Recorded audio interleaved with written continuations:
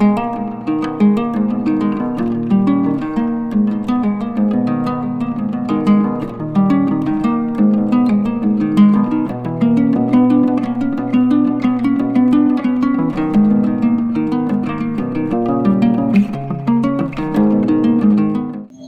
malam teman-teman yang sudah bergabung di acara webinar pada malam hari ini. Yang terhormat Ibu Liliana dan juga narasumber luar biasa kita pada malam hari ini, Bapak Jos Handani. Selamat malam Pak Jos.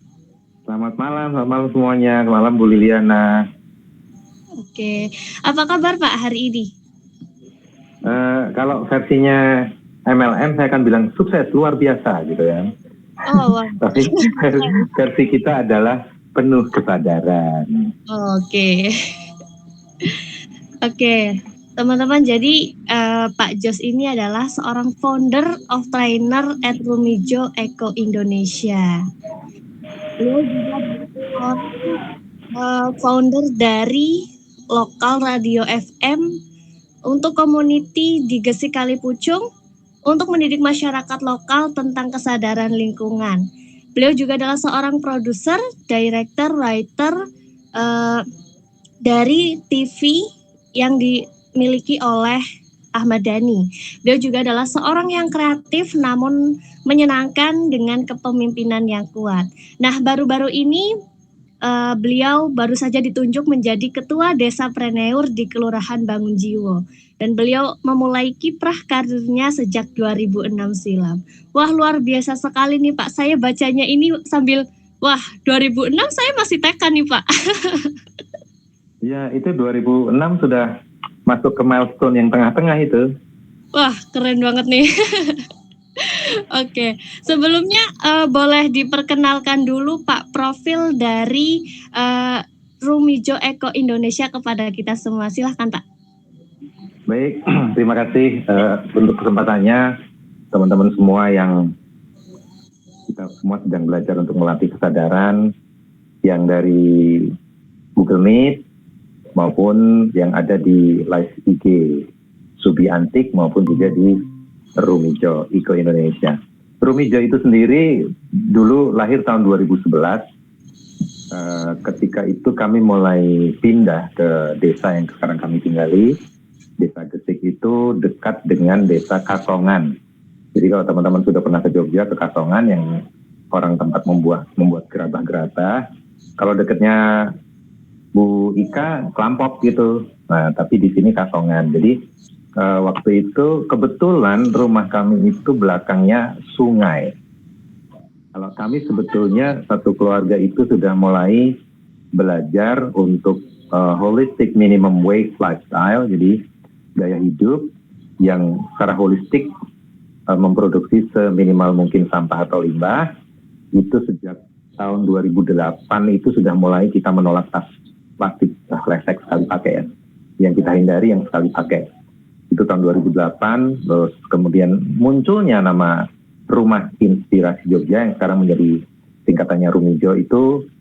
Waktu itu kita kan mengadakan satu anak-anak saja yang kita kumpulkan di desa ini.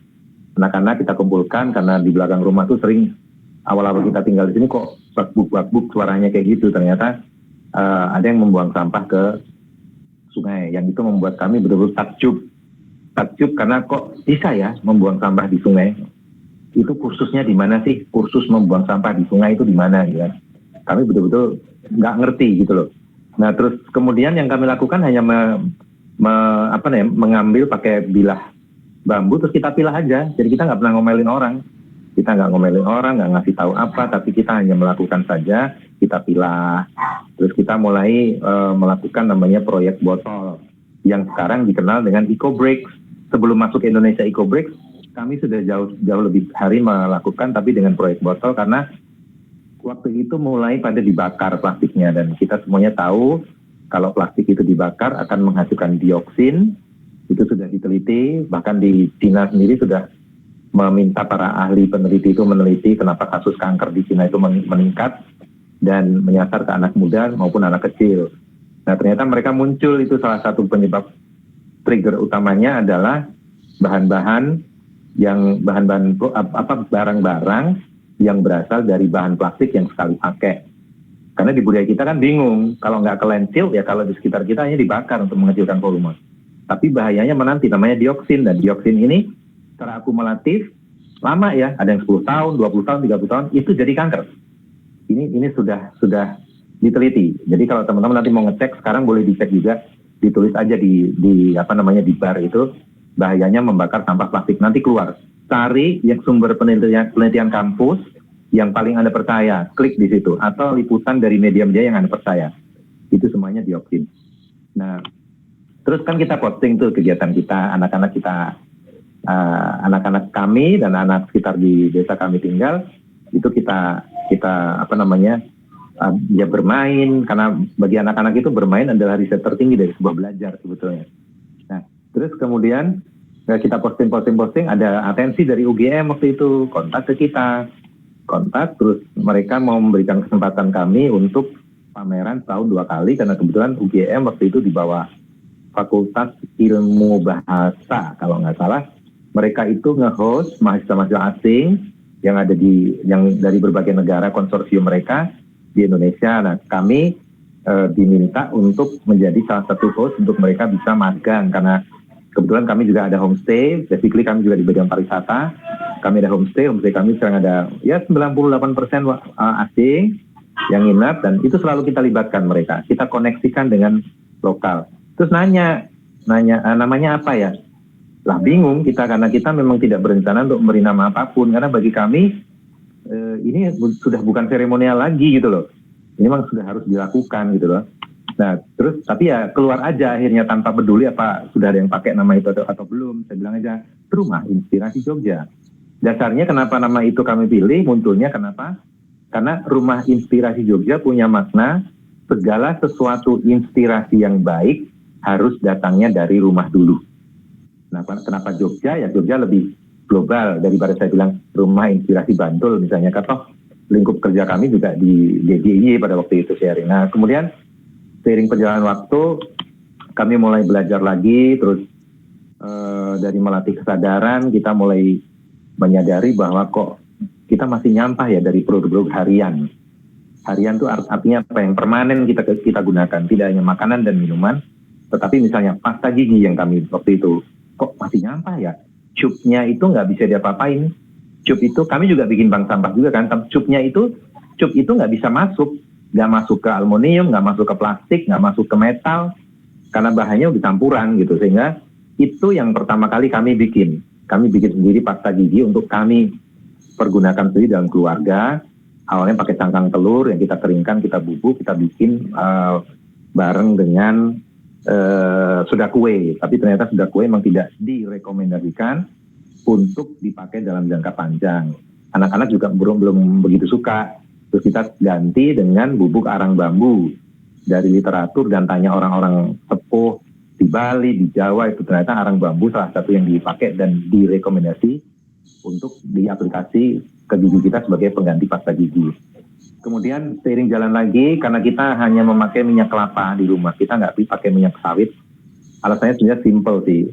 Kami kurang setuju cara mereka membuka lahan sawit yang seperti itu. Terus kemudian karena kami juga lebih percaya produk minyak kelapa jauh lebih baik, karena di minyak kelapa itu ada hajat hidupnya para perajin minyak kelapa yang sudah tahun ke tahun, generasi ke generasi, mereka membuat dan lokal banget gitu loh. Sehingga ini namanya menjadi ekonomi sirkular, karena kita mendukung orang-orang sekitar kita kan. Nah, terus kita riset, dari minyak kelapa bisa bikin sabun ternyata. Akhirnya kami bikin sabun mandi sendiri dari minyak kelapa dengan pewarna alam sekitar kita pewarnanya. Dari daun-daunan, dari akar, dari bunga yang mengeluarkan warna. Terus sampai sekarang pun kami juga sudah memproduksi sendiri, selain sabun cuci tangan, cuci piring, cuci baju, dan kemudian kami juga membuat lilin dari minyak jelantah. Dan tambahan lagi yang sekarang sedang mulai naik dibicarakan ini, teman-teman, kita bikin kaldu tempe yang kita kasih merek akhirnya Bumbu Ibu.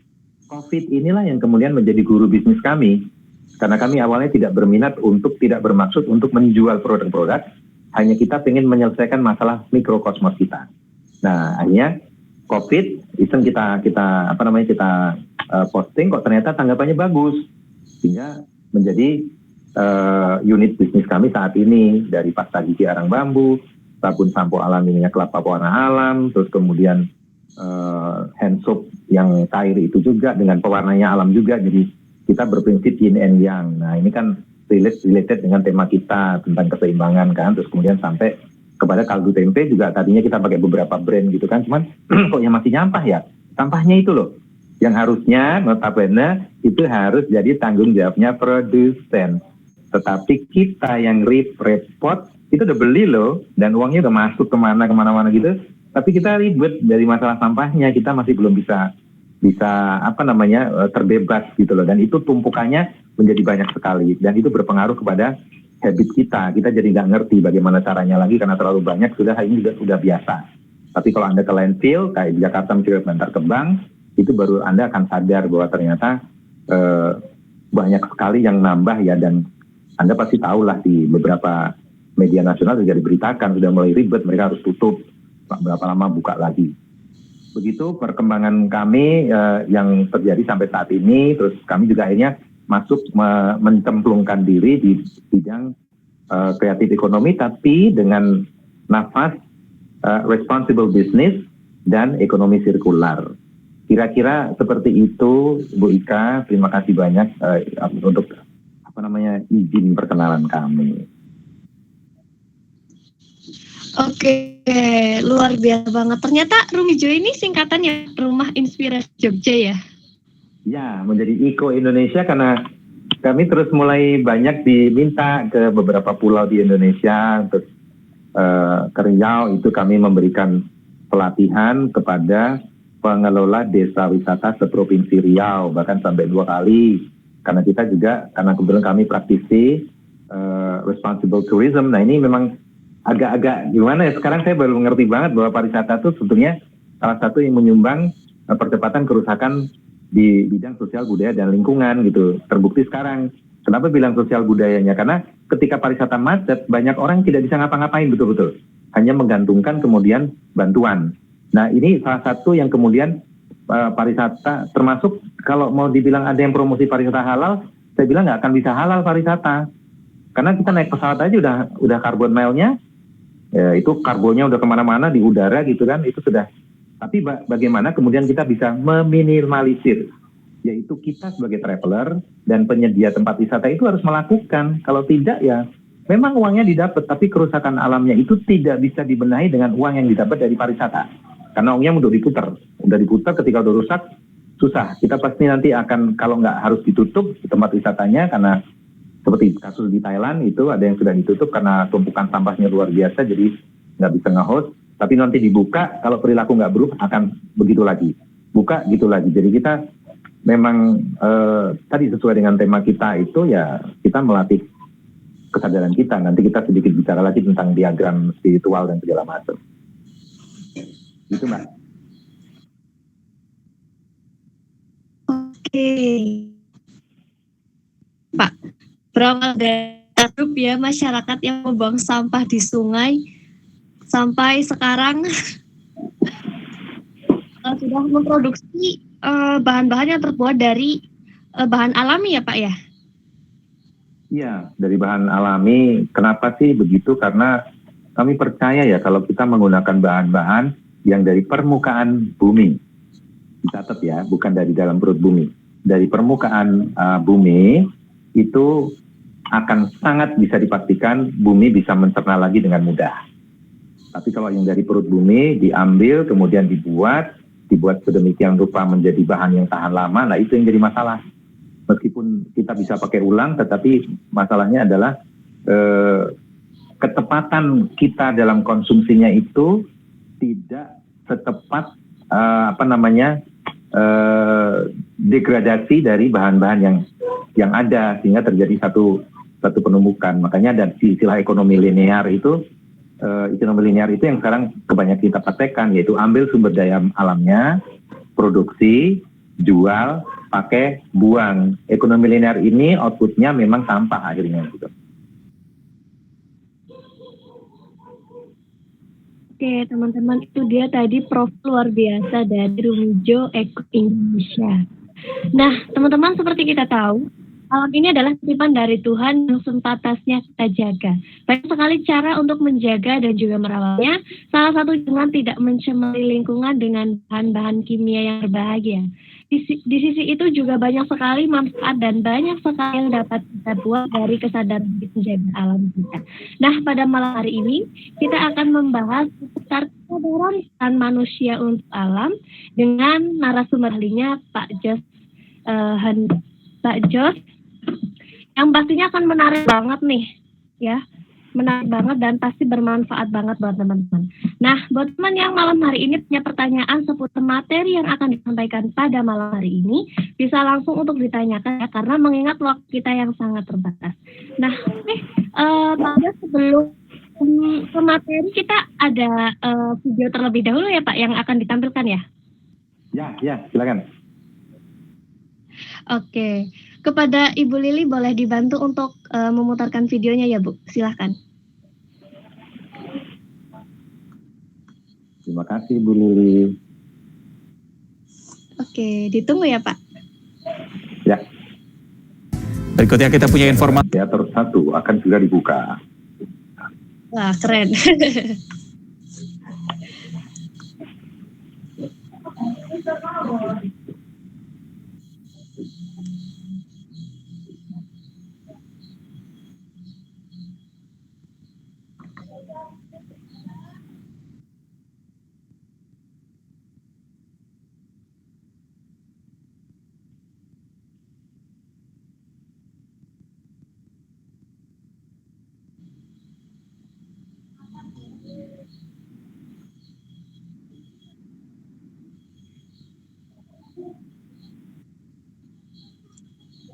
Sudah Bu, kelihatan. Masih kuliner nih, kalau misalnya biasanya burger identik dengan topping daging, keju atau sayuran dan juga sejenisnya. Ini berbeda dengan burger yang satu ini yang ada di Bantul, namanya burger tempe nih. Wah, tempe sebenarnya makanan favorit saya Reza. Tapi kalau biasanya kan tempe sama nasi, tapi kalau burger tempe ini ternyata nanti kita lihat ya seperti apa. Karena pembuatnya ini mengaku ingin mempopulerkan tempe di kalangan kaum milenial. Jadi seperti apa nikmatnya burger tempe ini? Berikut liputannya.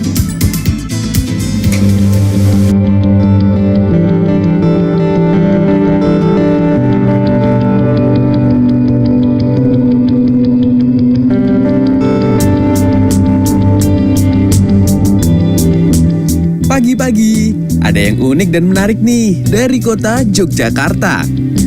Jika pada umumnya burger identik dengan topping daging, keju, sayuran, dan sejenisnya, berbeda dengan burger yang ada di Bantul, daerah istimewa Yogyakarta ini. Terdapat rumah makan unik berkonsep healing garden yang juga menyajikan burger unik. Di sini menyajikan varian burger unik, yakni burger tempe.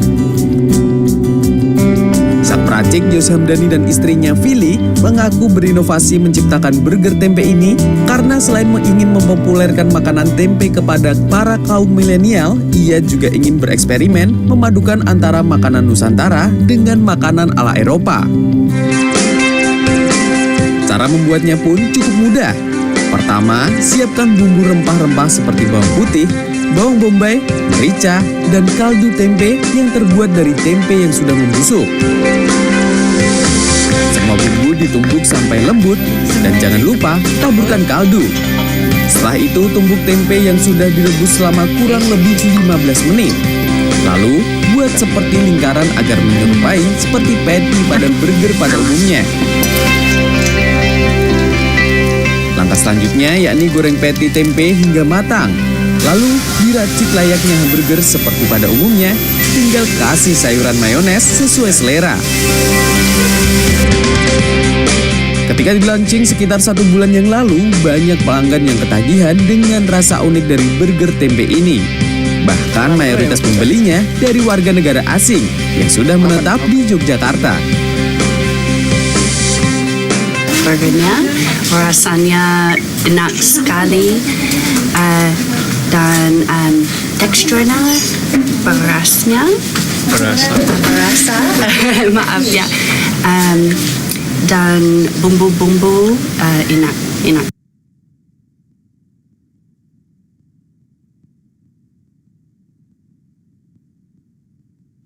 Oh, terputus ya karena memang apa namanya lewat tadi share-nya lewat WhatsApp kayaknya durasi atau besarnya file jadi terbatasi.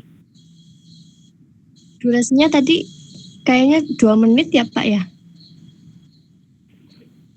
Iya, harusnya masih ada lagi tapi sudah dapat poinnya di situ.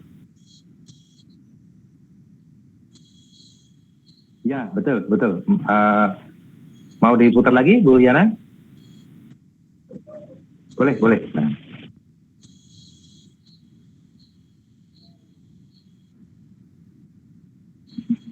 Iya, Bu. Terima kasih, Bu Yana.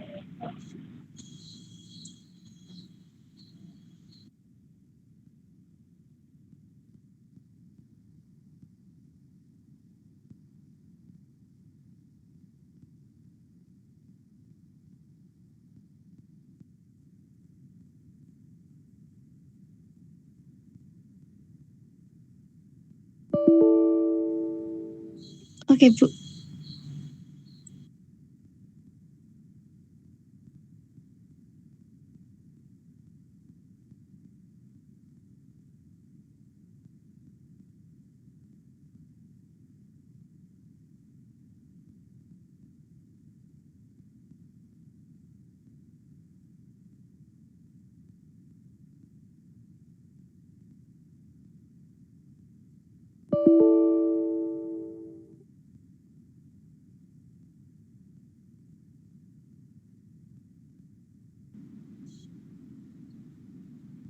Oke Bu, siap. Oke. Tadi video pertama membahas tentang kaldu tempe ya, burger tempe ya Pak, maaf. Burger tempe, dan itu sebetulnya kalau tadi lihat videonya itu pesannya adalah kami memakai bungkus daun untuk delivery, bahkan sampai di platform online itu kita memakai bungkus daun. Jadi waktu itu sempat ada masukan sih dari teman, burger tempenya enak cuman kurang menjual. Maksudnya gimana? Bungkusnya masa daun sih, harusnya mika dong. Saya bilang, maaf, mika tidak diterima. Karena posisinya begini sih, Bu Ika dan Bu Liana dan teman-teman semua. Kami adalah juga konsumen kan. Nah, itu tadi saya bilang kalau kami tuh dapat yang bungkusnya cuma sekali pakai, nah itu jadi numpuk gitu loh. Apalagi makanya karena kami sudah belajar melatih kesadaran kami terhadap tadi kan fungsi kita untuk alam, sehingga ya akhirnya sampai ke kita melakukan bisnis pun kami melakukannya dengan sehati-hati mungkin. Tentunya kita hanya mencoba untuk melakukan apa yang seharusnya kita lakukan sebagai manusia yang kita mengklaim bahwa kita makhluk yang paling sempurna, makhluk paling tinggi derajatnya, dan itu saya tidak percaya karena kita manusia yang bilang kita klaim kita paling sempurna, paling paling oke, tapi ternyata yang kita lakukan malah memang ya merusak alam ini sendiri kan. Hewan yang kita anggap rendah tapi nggak pernah nyampah loh itu, dan mereka nggak protes sama Tuhan loh ya dalam mereka seperti itu. Jadi itu sebetulnya pesannya adalah ya kita akan melakukan sampai kepada itu namanya responsible business. Jadi tanggung jawab terhadap sosial, budaya, dan lingkungan. Ekonomi menjadi efek samping gitu loh. Jadi kalau ekonomi menjadi tujuan utama dan pertama, ini ketiga hal yang tadi itu saya sebutkan, sosial, budaya, dan lingkungan, itu hampir bisa dipastikan tidak tercakup di dalamnya, sehingga kita beruntung banyak ya. Tapi bagaimana dengan kerusakannya? Karena misalnya kita kirim kemana, terus kita nggak tahu juga kan akan diberlakukan seperti apa di situ plastik itu, sehingga ada semacam blocking akhirnya tentang bagaimana seharusnya fungsi alam ini tetap terjaga gitu loh. Itu Bu Ika. Oke. Biasanya waktunya sampai berapa lama tuh Pak? Untuk dari bungkusnya kan tadi dari daun ya Pak ya? Itu bisa delivery sampai keluar kota atau nggak bisa ya? Berarti nggak bisa ya Pak?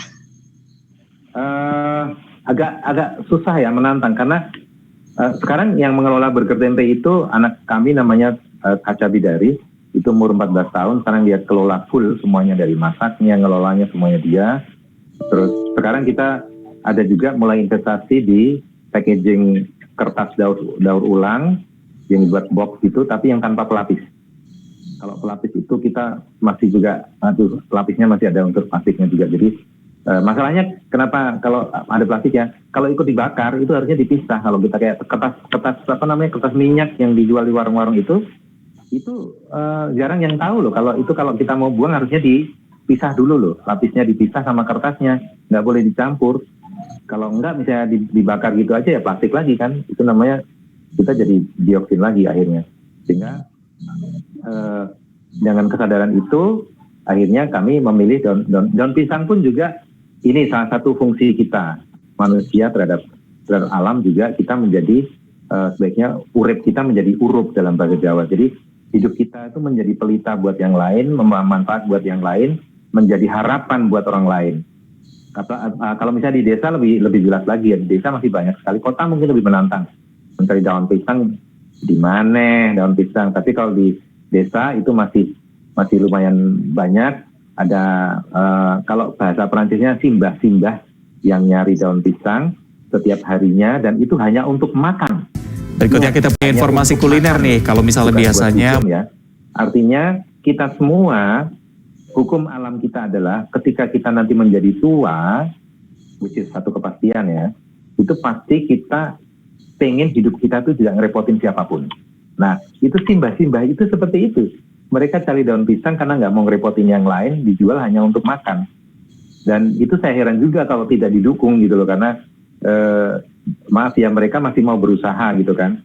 Dan kami lebih senang seperti itu karena mereka juga menjadi lebih hidup dari sekedar misalnya kita berikan uang saja begitu. Itu mentalnya kita mementalkan mereka menjadi mental yang selalu pemerintah gitu. Nah itu pertanyaan di situ. Dan kenapa tempe itu ada hajat hidupnya para perajin tempe lokal kita. Dan sekarang burger tempe kami berkembang menjadi mungkin satu-satunya burger, saya belum tahu ya, kalau ada yang tahu nanti kasih tahu saya, di Indonesia bahkan di dunia, burger tempe kami pakai sausnya saus sambal Nusantara. Nah itu kreasinya Kaca, anak tadi itu. Jadi ada 7 macam sambal Nusantara. Sausnya ada sambal mata, sambal terasi, sambal bawang, sambal hijau, sambal tomat, sambal kecap, sama sambal apa lagi ya? 7 lah, aku sambal rujak. Nah, itu yang itu kembali itu alam semua yang kita pakai, karena kalau kita bicara tentang alam, ketika hukum alam kita tentang, ya otomatis tidak akan bisa seimbang. Ada istilah yin dan yang, kalau dalam bahasa kita adanya yoni lingga, pengaruh dari Hindu kan, itu selalu berpasang-pasangan. Misalnya cara di Islam juga dikatakan bahwa diciptakan berpasang-pasangan, itu berarti keseimbangan gitu. Itu Bu Ika. Oke, berarti untuk bahan-bahannya semua dari bahan-bahan yang alami ya Pak? Dari sausnya juga dari bahan alami?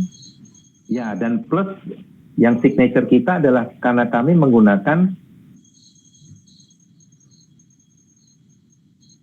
tapi juga pakai non-MSG ya, kita pakainya dari kaldu tempe bikinan sendiri. Jadi kaldu tempe kami ini justru dari tempe yang semangit, yang sudah over fermented ya. Kita nggak bisa bilang busuk, karena kalau busuk itu kayaknya tidak bertekstur gitu, tapi masih bertekstur.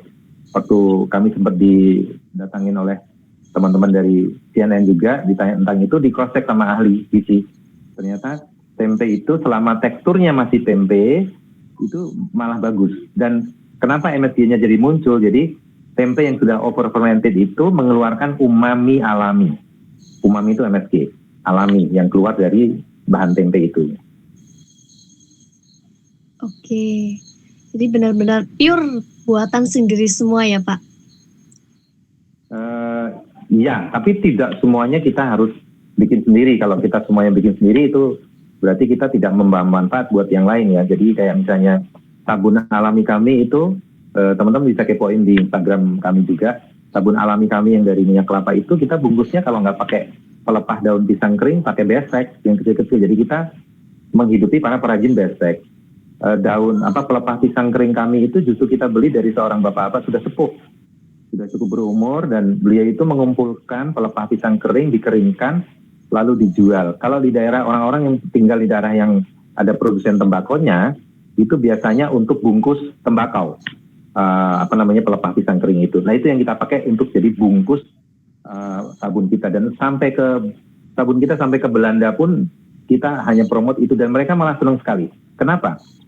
Banyak produk-produk UKM itu, saya selalu bilang produk teman UKM itu, kenapa sih kok masih minim ya punya pamor ya, punya wibawa di pasar Eropa utamanya, itu karena packagingnya, Bu Ika, karena packagingnya itu mereka nggak mau juga, mereka beli barangnya tapi mereka mau masuk sampah, dengan regulasi sana sudah semakin ketat gitu kan. Sementara seneng banget nih sebetulnya produknya, tapi kalau itu menjadi satu sekali pakai, ya itu akan jadi akhirnya menjadi masalah lebih besar nanti kan, karena masih ada yang numpuk. Dan tas plastik, belanja plastik itu, tas kresek kalau kita di Jawa sebutnya ya, itu juga bisa sampai 200 tahun loh, itu 200 tahun, dan kita setiap hari menerima. Busuknya 200 tahun tapi setiap hari kita terima. Bayangkan tumpukannya seperti apa, dan digratiskan lagi saat ini. Tapi kalau ya ini juga sih, kalau kita jualan kita nggak ngasih tas kresek, customer kita udah bunyi-bunyi itu, sulit amat sih, tas saja nggak dikasih. Tapi bukan, esensinya bukan, makanya harus ada edukasi sosial bareng-bareng. Edukasi sosial, tapi dimulai dari diri sendiri. Seperti tema kita, kita menyadari fungsi kita untuk alam itu adalah ya diri sendiri dulu, mikrokosmos yang paling kecil kita. Kita ngerti dulu apa fungsi saya untuk diri saya sendiri. Itu dulu.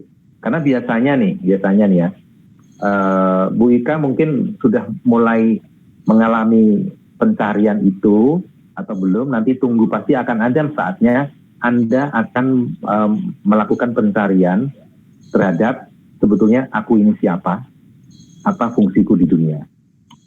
Nah, pasti akan seperti tema kita kali ini kan, itu ada satu pemilihan, apa sih fungsiku sebetulnya, apa sih. Ada yang kemudian secara simpel-simpel, apa fungsimu di dunia? Aku fungsiku di dunia adalah membawa manfaat buat orang lain. Nah, tapi itu semacam satu boleh dibilang ya stereotip, karena data yang dimasukkan ke kita itu, misalnya ditanya cita-cita, zaman dulu kan citanya paling nggak ya kalau nggak dokter, insinyur, datanya itu ya. Kalau zaman dulu anak ditanya mau jadi apa, dokter, mau jadi apa, insinyur gitu. Tapi itu karena data, bukan karena dari dia tuh sukanya apa. Kalau sekarang beda lagi kan, sekarang sudah mulai pengen jadi apa, YouTuber anak-anak gitu kan. Karena input data ngelihat bahwa media ini menjanjikan dan orang ditonton dan segala macam kan. Tetapi pada intinya adalah kita lihat, kalau kita mau bicara tentang fungsi manusia untuk alam, tema kita itu bukan sih? Iya betul, manusia. Ya. Jadi ya kita paling tidak punya data kita sendiri, tidak data-data yang sudah diinput selama ini oleh lingkungan, oleh oleh media, oleh bacaan dan segala macam itu. Tetapi akhirnya input data itu input data ini akan mengubah mindset, paling tidak data untuk mindset kita. Kalau sudah dapat data-data itu, yang harus kita lakukan adalah dengan beraksi, melakukannya dengan data baru yang seharusnya begini nih.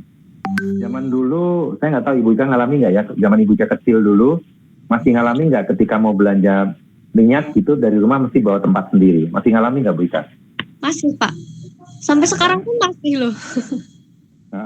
Tapi sudah banyak yang tidak melakukan, makanya sekarang muncul ada Baktor itu sebetulnya kembali ke zaman dulu, itu bukan hal baru. Baktor adalah zaman dulu, kayak semuanya refill. Dulu beli tepung kan datang, kita bawa wadah kan, beli tepung 1 kilo, udah dimasukkan ke kita. Nah sekarang menjadi tidak begitu, karena kita merasa dimudahkan oleh teknologi, tetapi kita tidak berpikir bahwa efek atau dampak panjang dari teknologi itu yang justru akan sangat amat berkepanjangan. Lebih simpel, transaksi yang kalau misalnya kita bawa wadah sendiri misalnya bisa 3 menit, ini mungkin setengah menit sudah selesai. Tapi setelah itu perjalanannya itu akan sangat amat panjang sekali. Nah itu yang menjadi dasar kita untuk kemudian menginput data kita dengan fakta-fakta yang terjadi saat ini. Faktanya begini, ya kita bagaimana menginput data kita untuk supaya Kemudian kita mulai bergerak, seperti kayak di Rumijo kami punya satu semboyan juga, tergerak, bergerak, menggerakkan. Jadi kalau kita merasa tergerak, seperti Anda misalnya dari sharing kita hari ini, Anda merasa tergerak dengan yang kita sharingkan, mulailah bergerak. Tergerak, bergerak, menggerakkan. Kalau Anda merasa tergerak, ya bergerak. Habis bergerak, menggerakkan. Menggerakkan siapa? Diri sendiri dulu. Diri sendiri dulu yang digerakkan. Tidak perlu mengendalikan yang lain. Karena yang bisa kita kendalikan itu diri sendiri. Kita nggak bisa kendalikan orang lain loh. Bahkan ibu kita, bahkan bapak kita, bahkan nanti kalau yang sudah punya pasangan kita pun, anak kita pun kita tidak bisa kendalikan untuk hal-hal tertentu ya. Karena kalau kita mau kendalikan anak, kadang-kadang kita dengan ancaman biasanya. Kalau kamu nggak ini, papa nggak kasih uang jajan, ancaman. Itu pola parenting zaman dulu juga kan. Parenting zaman dulu kebanyakan adalah threatening dan blaming, yaitu mengancam dan menyalahkan. Misalnya zaman dulu nih, saya termasuk produk parenting zaman dulu ya. Kalau jatuh gitu, zaman dulu ingat nggak Bu Ika, kalau kita jatuh, gitu, yang disalahin siapa? Ini yang nakal ya kodoknya ya. Betul. Kalau kita kejedot gitu, kita, oh ini mejanya nakal, mejanya yang disalahin, itu blaming. Threatening apa? Mengancam. Misalnya begini, anak nggak mau makan atau nggak mau mandi misalnya kan. Instead of giving understanding to them about, they should, take a shower misalnya, harusnya mereka mandi, daripada kita mengajak ngobrol mereka, ntar kalau kamu nggak mandi, nanti badanmu satu, bau asem. Yang asem loh, karena ada kotoran yang masih misalnya kan. Nanti tak panggilin Pak Bu.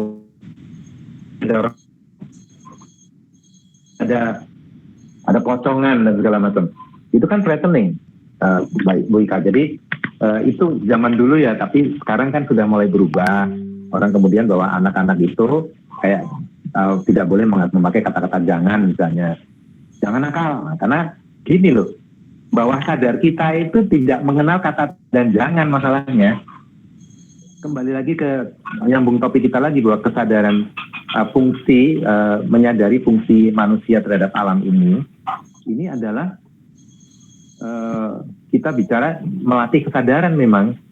Yang pertama melatih kesadaran, karena kesadaran kita ini Ibu Ika dikendalikan oleh bawah sadar. Saat ini Bu Ika menyimak saya mengangguk-ngangguk, itu tidak direncanakan. Itu bawah sadar yang mengatur. Sehingga kesadaran kita itu dikendalikan 80% oleh bawah sadar kita. Itulah kenapa kita perlu melatih kesadaran kita. Sehingga ada sinkronisasi antara kesadaran dan bawah sadar. Nah, kesadaran itu apa sih? Ya proses bagaimana kita menyadari diri kita, seperti ada satu diagram spiritual ya. Spiritual itu tidak hanya masalah klenik loh, masalah klenik mistis tidak. Memang karena klenik, spirit mistis dan segala macam itu memang karena yang tidak nampak kan, spiritual tidak nampak. Seperti kita, konsep kita, Tuhan kita, Allah kita, Allah Bapa kita, Sang Yang Widiwasa. Sehingga yang bisa kita lakukan melatih kesadaran adalah kita memahami dulu diri kita sendiri. Jadi pertama berdialoglah dengan diri sendiri. Nah itu nanti muncul ada lanjutannya lagi nanti self love. Untuk kita menyayangi alam itu sebetulnya kita menyayangi diri kita sendiri loh. Makanya di klip video yang saya kirim juga nanti yang tentang sedotan bambu itu ada kalimat saya mengatakan bahwa kita selalu bilang bahwa rumah itu rumah kita. Tapi kita lupa bahwa alam adalah rumah kita sebenarnya. Kenapa begitu? Rumah kita juga di alam. Gitu kan? Kita memakai unsur alam. Saya pengen tanya, siapa di antara kita dari lahir sampai mati tidak pernah menggunakan unsur alam? Oksigen sudah unsur alam. Berbisnis pun kita pakai unsur alam. Apapun setiap lini kehidupan kita pakai unsur alam. Lah kok kita tidak memperlakukan alam seperti mencintai diri kita? Jangan-jangan memang kita belum bisa self love. Pertanyaannya, kita belum bisa mencintai diri sendiri. Itu sehingga kembali lagi mendasari kesadaran kita. Makanya kami juga belajar meditasi kesadaran. Itu sangat membantu sekali, yaitu dengan cara membangun kesadaran kita. Kemudian nanti ada beberapa step yang apa sih yang bisa kita lakukan. Awal-awal itu adalah ya tergantung Anda saat ini, kehidupan Anda, keseharian Anda kita lihat. Anda di mana? Memang kadang-kadang kalau ada orang bilang, wah itu sih enak, kamu hidupnya di desa. Saya hidupnya di kota, mau gimana nggak nyampah. Ini saya mau sharing. Saya pernah tinggal di Bandung. Tinggalnya dekat di Ciwok. Kurang kota apa itu. Tapi selama saya kos di situ, penjaga kosnya sampai bingung. Bingung, pas satu kali ketemu gitu, pagi-pagi biasanya kan mereka ngebersihin. Dia bingung, dia nanya, Mas, nggak pernah makan ya katanya. Makanlah. Loh, kok nggak ada sampahnya? Saya nanya, emang makan harus nyampah? Itu pertanyaan saya. Emang makan harus nyampah? Apa yang saya lakukan? Saya tinggal di Bandung pun, saya itu bawa kompor sendiri.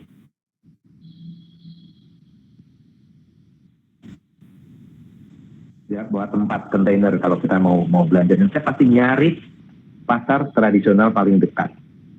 Itu upaya saya untuk mengurangi. Kalau belanja pun sudah, sampai saat ini pun kami bisa belanja, kecuali yang tidak bisa kita hindari, ya bisa kita beli bihun yang sudah ada plastiknya, oke. Tapi itu kan tidak setiap hari kita lakukan, gitu. Dan kita tahu apa yang harus dilakukan dari bungkusnya itu. Kalau lebih bagus lagi, memang refill sebetulnya kan, kita bawa ada sendiri. Nah, itu kita bisa belanja dengan rata-rata tanpa plastik. Caranya misalnya, kadang ada orang ini satu langkah loh ya, langkah untuk kita kemudian memahami fungsi. Karena Tuhan itu menciptakan manusia pada proses penciptaan yang menurut yang agama ajarkan, dari turun-temurun itu, Tuhan menciptakan manusia itu paling akhir. Betul nggak Bu Ika? Setelah semuanya ada, manusia baru diciptakan. Nah, itu untuk apa? Pilihannya adalah untuk menjaga atau merusak. Saya pilih menjaga. Pilihan ada di tangan kita. Kalau kamu pilih merusak, silakan. Tapi konsekuensinya ke siapa lagi? Jadi Tuhan itu nggak pernah marah. Perilaku kita sendirilah kita yang membuat kita menjadi seolah dimarahin, dimurkai. Tuhan tidak pernah murka. Tuhan itu energi yang sangat tenang energi itu. Ya, sehingga kita sendiri yang kemudian menciptakan hal-hal tertentu yang karena kita tidak mindful, tidak penuh kesadaran, sehingga ya udah kita lakukan tanpa kesadaran, sehingga tahu-tahu kok masalahnya menjadi panjang ya. Jadi kami pun juga nyampaikan masalah alam misalnya berhenti dengan mengubah mindset dan perilaku. Makanya di filosofi Jawa ada namanya ngilmu iku kelakone kanthi laku. Jadi kita punya ilmu itu bisa terjadi dengan kehidupan keseharian kita yang kita lakukan dari ilmu-ilmu yang kita dapat gitu loh. Ilmu yang kita dapat itu dari ilmu agama, dari ilmu yang ada di sekolah dan segala macam itu. Sehingga ada upaya-upaya si pemerintah dan edukasi sosial ada berkembang, misalnya minimal buanglah sampah pada tempatnya. Itu satu langkah bagus. Kalau kita misalnya kita sendiri saja belum bisa membuang sampah pada tempatnya, itu dipertanyakan lagi. Berarti kita belum bisa apa-apa nih. Sedangkan membuang sampah pada tempatnya aja belum bisa. Bisanya baru membuang mantan pada tempatnya. Gitu. Jadi itu yang ya itu oke, langkah oke. Tetapi masalahnya sudah membuang sampah pada tempatnya. Tapi kita tidak menghentikan suplai sampah. Dengan numpuk terus. Jogja setiap tahun ada darurat sampah. Yaitu tempat pembuangan sampah akhir sana ditutup karena overloaded. Dan kemarin juga beberapa kali saya sempat berkunjung ke tempat pembuangan sampah air di daerah Piungan namanya, itu sudah sampai 40 meter ke bawah tanah. Sudah 40 meter. Dan itu tingginya sudah menyamai bukit di sekitar. Ya, kita mau kemana lagi kita buang? Caranya ya kita kemudian mengendalikan diri. Hukum ekonomi memang ada supply dan demand. Kenapa masih ada supply? Karena kita masih mendemand. Kenapa masih ada demand? Ya karena kita belum teredukasi. Saya sempat mengusulkan karena kebetulan saya ini masih dipercaya oleh Kementerian Lingkungan Hidup. Diminta menjadi ketua provinsi DIY saat ini untuk forum komunikasi komunitas peduli lingkungan DIY. Itu pun saya tetap ngeyel untuk membawa ranah ini ke ranah edukasi sosial ke caranya perubahan mindset dan perilaku. Sudah nggak bicara infrastruktur lagi, Bu Ika. Karena kalau bicara infrastruktur, ya kita nggak belajar, oh ada tempatnya kok, berarti bisa buat buang gitu kan. Ya tidak akan berubah karena demand-nya terus sehingga kita agak keteteran. Memang yang terjadi memang saatnya sekarang ini kan yang kita alami. Jadi kalau semua teman-teman yang ikut Google Meet kita mulai IG, pasti kalau ada yang saya tanya sekarang, lakukan sendiri dulu. Siapa di antara Anda yang percaya bahwa sampah itu masalah? Pasti tunjuk tangan semua.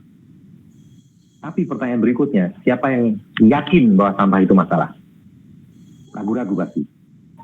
Karena kalau kita yakin bahwa sampah masalah, kita mengubah gaya hidup kita. Kalau kita yakin.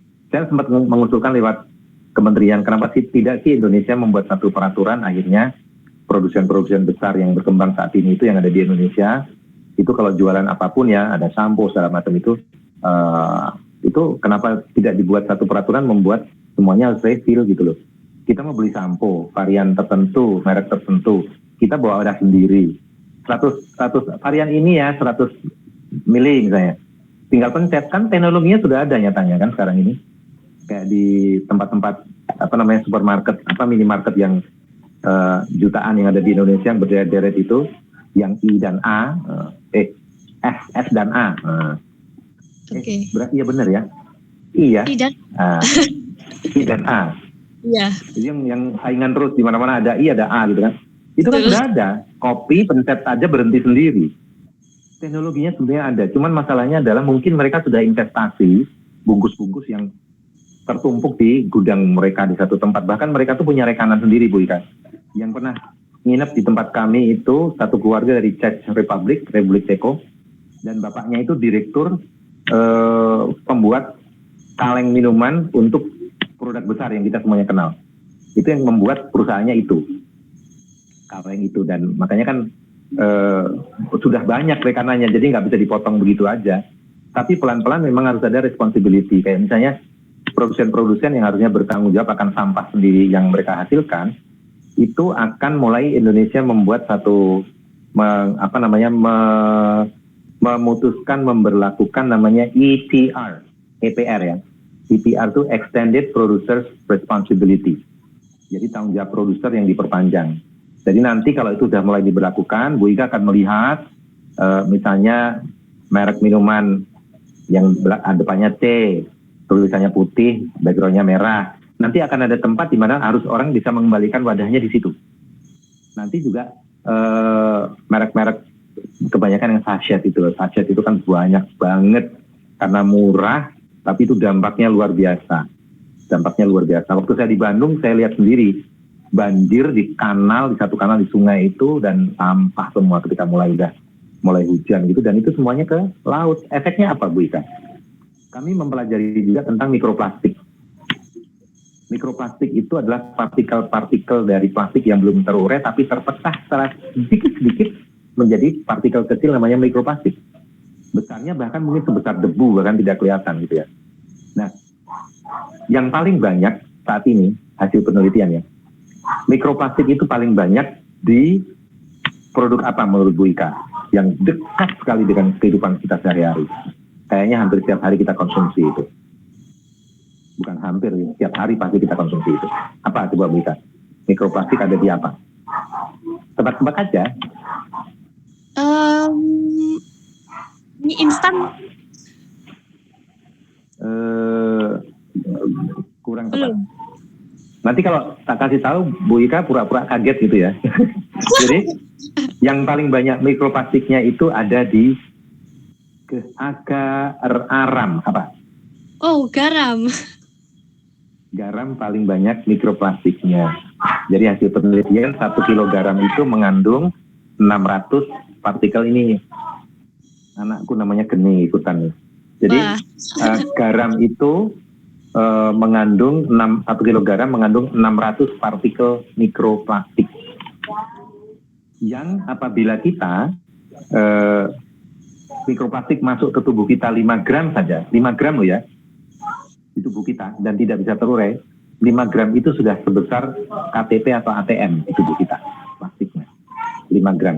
Coba iseng aja ditimbang, kalau punya timbangan KTP atau ATM itu beratnya berapa sih? Kayaknya 5 gram deh.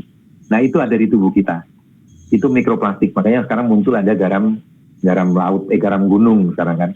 Nah kami kenapa kemudian membuat kaldu tempe, supaya satu mengurangi sampah dari bungkus-bungkus kaldu yang kita beli. Yang kedua juga kita mengurangi penggunaan berlebihan garam supaya menekan pertambahan mikroplastik yang kita konsumsi. Gitu. Bu Isa ada pertanyaan lain nggak? Ada sih Pak. Lalu kalau nggak garam itu penggantinya apa Pak? Sebenarnya pengganti garam itu ya garam laut ya saat ini ya. Karena yang rasa asin itu didapat natrium kan itu kan. Jadi ya garam laut diganti dengan garam gunung. Kenapa garam laut kok paling banyak mikroplastiknya? Kenapa Bu Ika?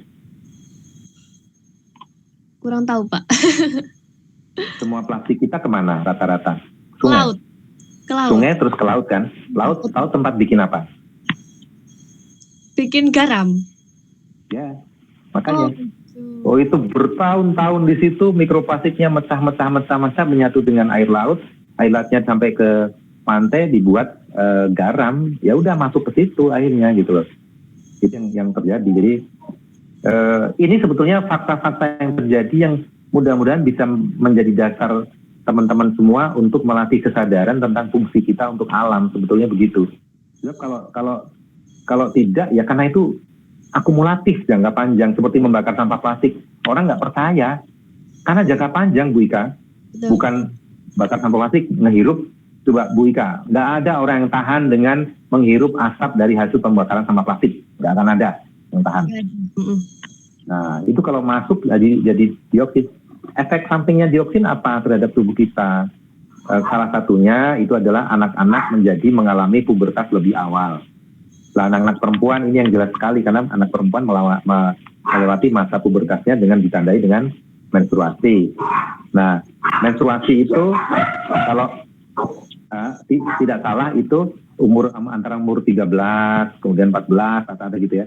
Kemudian mulai muncul anak-anak yang umur 9-10 sudah mulai menstruasi. Itu salah satu aja ya, itu dioksin. Karena dioksin bisa terbang kemana-mana Bu Ika. Karena ringan itu sifatnya. Jadi kalau kita mau bicara tentang hukum yang ada di Islam pun ada hablum minallah dan hablum minanas, ya kena semua.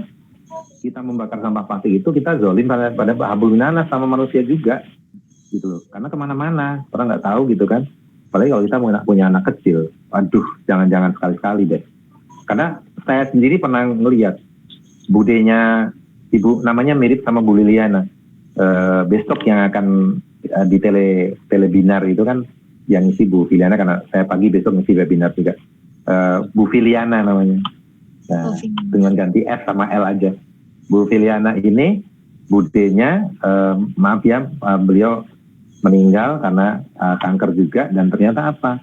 Beliau kalau bikin api kan di desa biasanya orang masaknya ada yang pakai kayu segala macam, tapi untuk membuat apinya itu nyala dulu pakai plastik, itu kehirup terus gitu. Dan itu sudah penelitian soalnya dioksin akan memicu sel kanker dalam tubuh manusia menjadi aktif. Gitu. Kira-kira begitu. Ada yang bertanya nggak ini ya?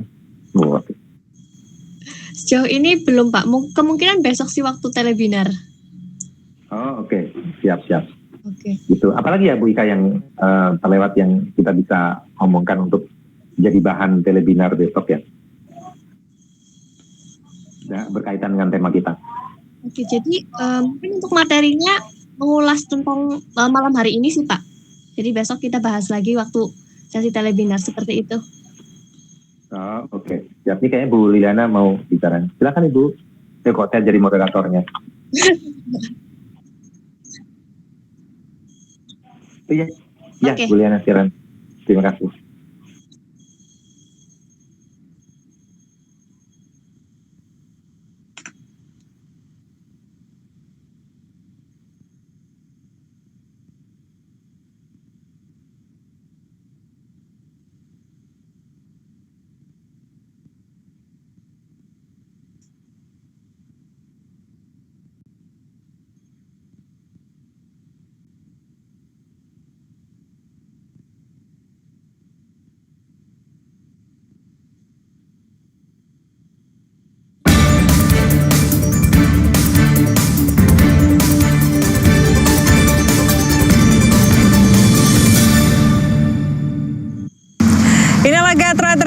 bersama saya Vivi Megalinda.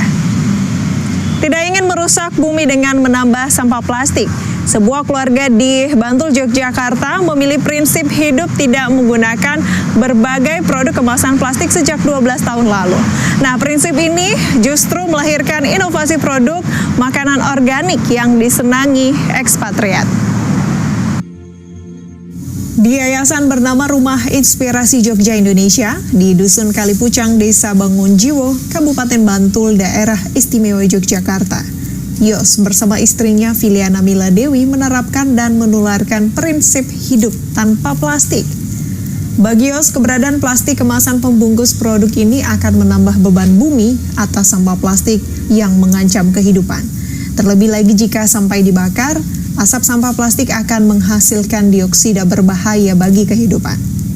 Prinsip ini membuat Yos sekeluarga berkreasi dengan menghasilkan produk-produk sendiri, seperti pasta gigi yang semula berbahan kulit telur, namun sekarang diganti dengan arang bambu. Pasta gigi dipilih karena sampah kemasan pembungkusnya tidak bisa digunakan lagi. Selain itu, Yos juga membuat produk kebutuhan sehari-hari seperti sabun mandi dan produk berbahan baku minyak kelapa. Ya, awal mulanya sebetulnya berawal dari kami sekeluarga itu mengubah gaya hidup. Dalam artian kami mulai mengurangi barang-barang yang sekali pakai tapi lama terurai. Nah, itu kan ada di bungkus-bungkus produk-produk tertentu yang ketika kita pakai terus jadi sampah dalam tanda kutip. Sehingga kami awalnya tuh dari pertama kali tidak memakai tas kresek, kemudian mulai berpikir kok dari bungkus pasta gigi kita kok masih cupnya itu nggak bisa diapa-apain ya. Terus kita mulai membuat pasta gigi sendiri. Artinya begini, sekitar adalah 12-an tahun kami sudah belajar untuk namanya holistic minimum waste lifestyle. Jadi gaya hidup yang secara holistik itu keseharian kita mengurangi plastik yang single use, terutama yang sekali pakai tapi lama terurai. Nah, kemudian berkembang dari sabun, kemudian sabun cuci tangan, sampo, sabun cuci baju, cuci lantai segala macam itu, cuci piring kita bikin. Terus masih kok kaldu kita masih bungkusnya juga kalau kita beli langsung bungkusnya cuma sekali pakai, lama terurai. Akhirnya kami berpikir karena kebetulan kami membuat burger tempe dan kami penyuka tempe juga. Nah, terus burger tempenya itu tempe yang fresh.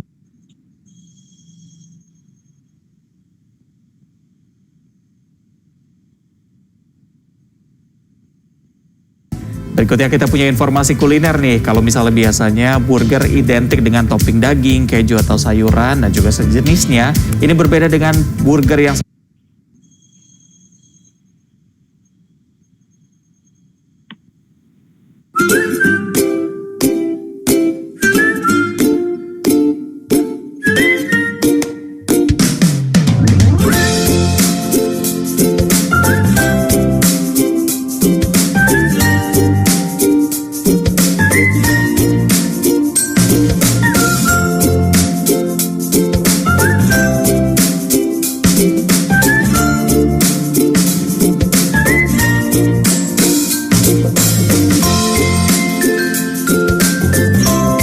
isapan lewat dari sedotan plastik itu mikroplastik pasti ikut, dan itu akumulasi jangka panjang. Satu itu. Yang kedua, kemudian apa? Dampaknya untuk lingkungan. Orang-orang punya untung dari jualan itu, tapi bagaimana dengan lingkungan? Karena kita masih merasa bahwa rumah kita ini rumah, tapi kenapa alam tidak dianggap rumah?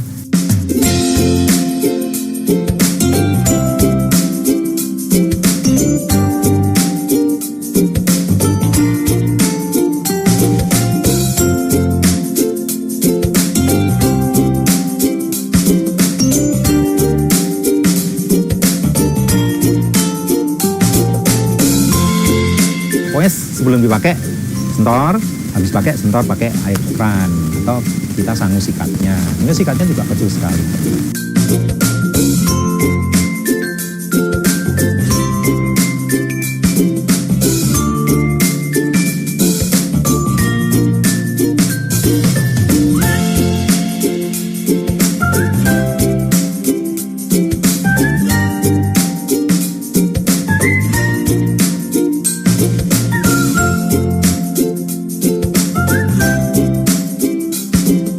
Sementara yang sudah itu Belanda paling banyak sementara ini kita. Terus kemudian ke Polandia, Inggris, Singapura, Malaysia, Australia sudah mulai juga. Malah kita sebenarnya udah nambah negara, cuman bukan jumlah yang besar gitu, karena ini kan tidak seperti yang lain ya, kayak mebel kan jumlahnya besar, ini tidak seperti itu.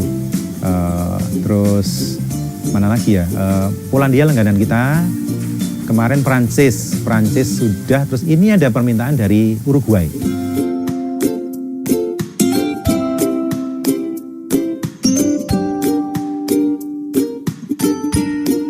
Sabun alami yang kita bikin, alami kenapa? Karena bahannya minyak kelapa, pakai untuk sabun, sampo, wajah, karena kita bikin sabun cuci piring sendiri juga, yang kita bikin pasta gigi sendiri dari bambu food grade, bambu dari alam. Kami percaya segala sesuatu yang dari alam, artinya ciptaan Tuhan langsung, itu kok tetap lebih baik.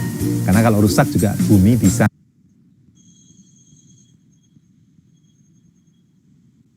Ya, jadi memang karena keterbatasan kalau kirim lewat WA itu datanya dibatasin filenya sehingga terputus. Tapi intinya adalah bagaimana kameraku, ini dia. Jadi intinya adalah bagaimana kemudian ya holistik itu setiap lini kehidupan kita lebih mindful, lebih sadar gitu loh. Jadi sadar fungsi kita tuh untuk apa sih? Fungsi kita itu kira-kira untuk menjaga atau merusak itu tadi gitu loh. Kalau untuk saya pikir teman-teman pasti akan sampai ya harusnya menjaga. Ya dari bilang pertama harusnya, nanti kemudian menjadi harusnya tidak ada. Lebih pasti bilang tidak bilang harusnya menjaga. Fungsi manusia apa? Menjaga. Secara pasti begitu, dan itu dilakukan dalam setiap ini kehidupan kita sehari-hari. Dan kita belanja di mana, ngurangi satu-satu aja. Nggak usah banyak, satu aja dulu komitmennya. Satu, aku mulai dari apa ya, misalnya mau meng-eco-bricks kan. Kita di satu sudut rumah kami, dari eco-bricks yang kita kumpulkan dari dulu, setiap Sabtu Minggu saya sama anak-anak saya keliling kampung, Bu Ika. Jadi ngambilin sampah-sampah plastik yang berserakan supaya tidak dibakar, kita kunci dalam botol. Sekarang sebut eco-bricks kan. Dulu kita nyebutnya proyek botol aja supaya tidak dibakar, gitu kan, kita kunci. Dan kita tidak memakai harus dicuci bersih, diguntingi, ditimbang. Orang aja suruh gitu aja udah malas. Tanpa kita suruh mengguntingi, membersihkan, mengeringkan, baru dimasukkan, ditimbang lagi. Lebih malas lagi gitu loh. Tapi kita kayak misalnya setiap Rabu dulu kita bikin namanya Rabu Resik, kita bersih-bersih sungai belakang rumah kita libatkan mahasiswa asing dari berbagai negara yang tinggal di sekitar kita. Kadang tamu homestay, mau kita ajak, do you want to join us cleaning the river? Senang mereka. Wah, oke, boleh. Nah, kita bersihin dengan alat seadanya, kita pakai getek ya, dari bambu kita bikin supaya bisa mengapung gitu, udah kita bersihin sekitar. Tapi masalahnya memang bukan di situ, bukan sungai yang dibersihkan, karena nggak pagi dibersihkan, nggak sampai siang udah ada sampah lagi gitu loh. Jadi otaknya manusia itu yang saya tuh heran betul ya, artinya ini mengedukasi harus holistik. Tapi kadang-kadang kebanyakan tuh yang ditekan hanya di masyarakat. Bagaimana dengan industri-industri besar itu, yang produsen itu loh, dengan hasil revenue yang sangat besar sekali, mungkin dikaburkan dengan CSR nih. Berapa CSR-nya dibanding dengan kerusakan yang sudah ada gitu loh. Nggak sebanding gitu. Makanya harus mulai ada CSR. EPR itu tadi, Extended Producer Responsibility. Kalau perlu ya refill semuanya dah, selesai dah. Jadi kita datang bawa botol sendiri gitu. Aku mau sampo varian ini 100 gram, pasang itu udah selesai, bawa pulang. Itu salah satu kan, dan itu malah lebih terhormat mereka sebetulnya, karena mereka juga manusia loh, mereka bagian dari alam loh. Itu yang saya maksud, kalau kita berbisnis, ekonomi menjadi tujuan utama dan pertama, ini gawatnya. Jadi kita keteteran, lingkungan relatif tidak kita perhatikan. Nah, kultur-kultur seperti ini, kultur kesadaran seperti ini yang kita sharingkan melalui siapa? Diri kita sendiri dulu. Jadi kita berubah. Misalnya nanti Bu Ika, misalnya mau aku berkomitmen besok apa ya? Salah satunya bisa mencoba itu Bu Ika. Jadi Anda sediakan yang sekarang sebut eco-bricks tadi kan, botol bekas minuman. Kalau bisa sih kita udah punya botol sendiri, misalnya di kantor ya, kantor sudah wajib menyediakan air refill gitu kan. Jadi tidak kasih air kemasan. Kami kalau nge-range tour sekalipun itu di bis, itu kita nggak ngasih botol air minum kemasan sekali pakai. Di bis kita sediakan galon. Terus kita dalam quotation kita, itu kita masukkan sekalian botol minum. Nah nanti Bu Liliana dan teman-teman yang mau pengen tur pakai jasa kita gitu. Itu kita coba sebisa mungkin tidak ada. Kalau snack time gitu, snack juga kita tidak di dus. Karena kalau di dus sudah pasti adanya bungkus-bungkus plastik lagi. Kalau di dus itu suka yang dimakan hanya yang disukai. Kita pakai apa? Kita pakai tenong, Bu, itu tahu tenong ya. Jadi kayak wadah gitu. Terus kita kasih daun, kalau nggak daun pisang, daun jati. Mereka udah tahu, oh snack time. Kita ambil. Yang disukai mau nambah silakan. Tapi pasti yang disukai diambil. Jadi tidak ada yang tersisa, terus kemudian bungkus plastiknya nggak kemana-mana. Itu nggak melakukan. Jadi kembali tadi memang bagaimana kita kemudian sebentar kita diam, kita menyadari nafas kita keluar masuk di hidung kita. Itu karena prinsip dasar dari meditasi kesadaran ya. Berapa tahun kita hidup? Pernahkah kita betul-betul menyadari nafas kita? Konsentrasi pada nafas kita keluar masuk. Jangan-jangan belum pernah loh. Diam, sadari nafas keluar masuk. Gitu. Kita terus kemudian balik lagi. Pertanyaan-pertanyaan tadi yang proses kita pencarian tadi kan. Siapa aku? Apakah fungsiku di dunia ini? Itu dengan kita menghirup udara saja berarti ini alam yang biarkan. Jadi istilahnya kalau dari kehidupan dari sisi spiritualitas, aku mencari Tuhan, aku menemukan diriku. Aku mencari diriku, aku menemukan Tuhan. Seindah itu. Jadi mencari Tuhan itu dengan kita menemukan diri sendiri. Mencari diri sendiri dengan menemukan Tuhan di situ. Artinya bahwa kita kembali lagi ke jagat alit kita. Jagat alit itu ya fungsi kita sendiri untuk diri kita.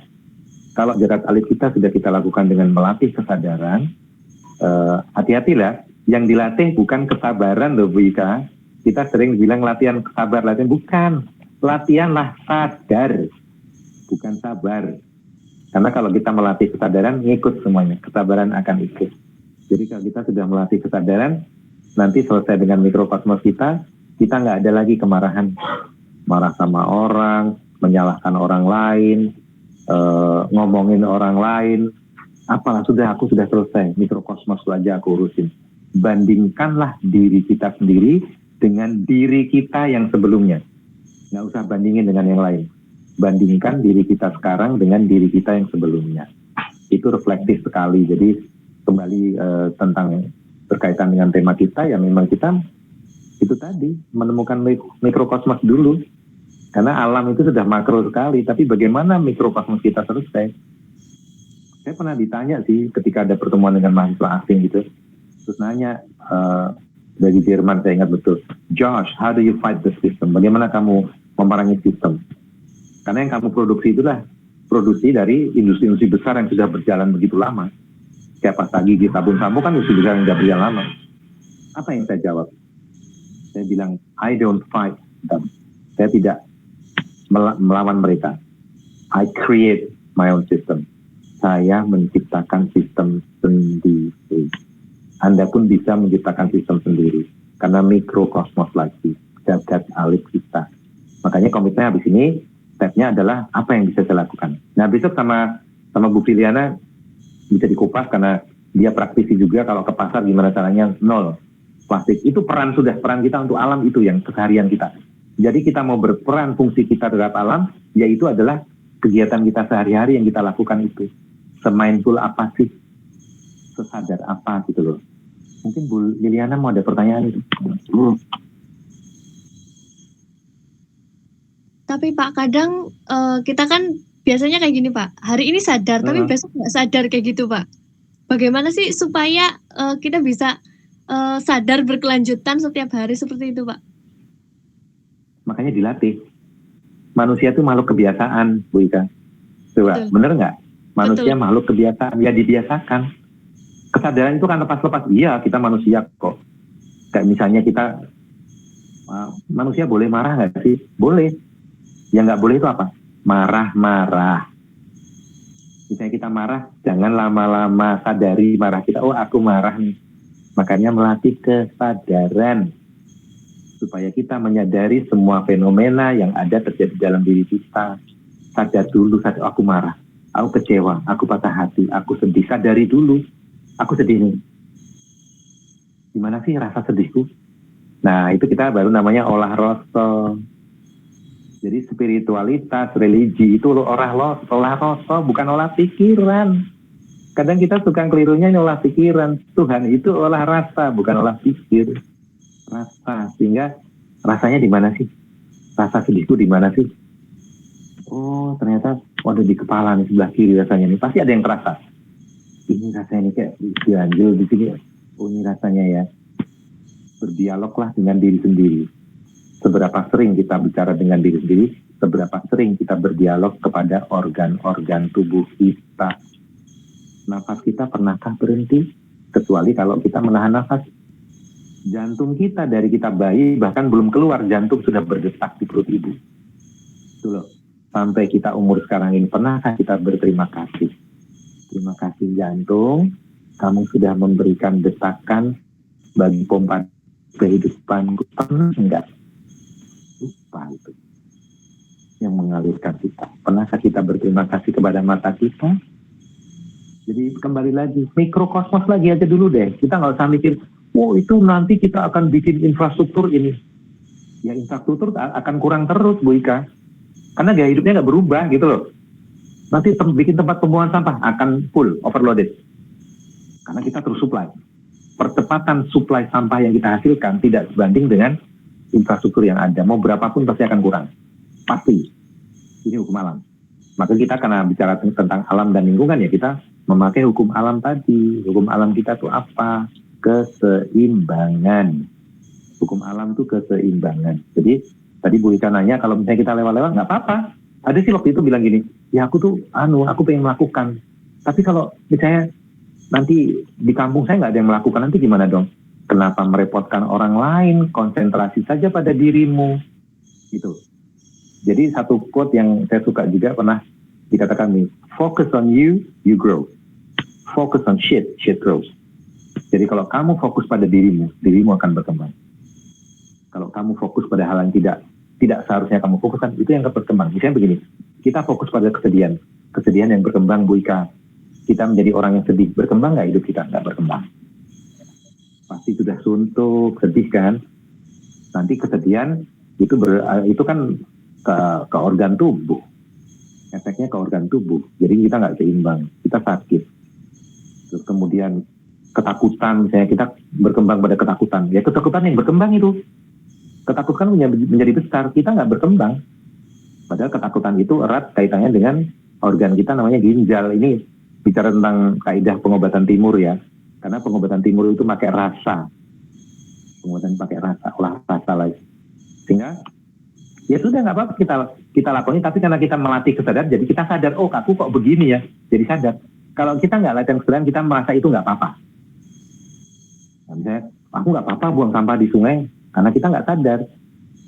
Tadi saya bilang di awal kan, bawah sadar kita itu mengendalikan kesadaran kita.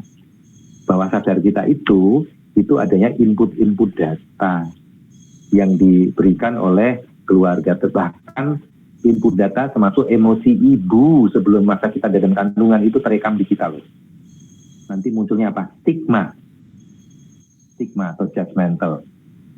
Itu karena muncul di situ, sehingga bagaimana kemudian kita melatih kesadaran supaya ada keseimbangan antara bawah sadar dan kesadaran kita. Jadi kalau tadi terjadi seperti Ibu Ika, ya asiklah kita dengan diri kita. Asiklah kita mengkoreksi diri kita. Supaya ya itu tadi, kita fokus pada diri kita yang berkembang. Makanya kalau nanti ya salah satunya Ibu Ika boleh pakai itu cara tadi yang botol bekas. Nanti kalau Bu Ika akhirnya harus nyampah, yang plastik sekali pakai terurainya lama, masukkan ke dalam botol, kunci di situ, dikunci terus. Karena 600 mili botol air mineral itu yang kita coba itu bisa muat sampai 100 plastik kresek Ibu Ika, yang kecil sampai sedang masuk ke dalam botol itu 100. Tapi sekarang kita sharing menghimbau kepada teman-teman semua untuk pakai ulang tas kresek. Saya kalau belanja online misalnya juga saya pasti kasih notifikasi, mohon packingannya minim plastik ya. Kayak misalnya Ibu Ika tahu nggak kalau salah satu yang umurnya dia seumur alam semesta itu adalah styrofoam. Styrofoam itu umurnya seumur alam semesta, tidak bisa terurai. Dan itu masih banyak kita gunakan, kita merasa bahwa itu oke-oke saja. Kalau kita sudah melatih kesadaran, misalnya kita penjual online nih, kita mulai mengganti. Kami mengganti styrofoam misalnya dengan pelepah pisang itu, kering. Itu fungsinya kayak foam juga loh, Bu Ika. Dan itu bisa lebih, ya memang kita repot. Betul, memang harus repot. Kita mau bicara tentang kesadaran kita, laku kita, tindakan kita untuk lingkungan, itu repotnya pakai banget, panjang banget. Ya, nggak simple, ribet sih dan segala macam. Itu kan bawah sadar kita hanya pada kesadarannya. Apakah seperti itu? Ribet, ya di awal. Tapi jangka panjangnya itu, kita semuanya punya orang-orang terdekat kita. Kalau ada yang punya anak, punya ponakan, kita umurnya sudah sekian, nanti kita tidak ada, misalnya plastik tuh.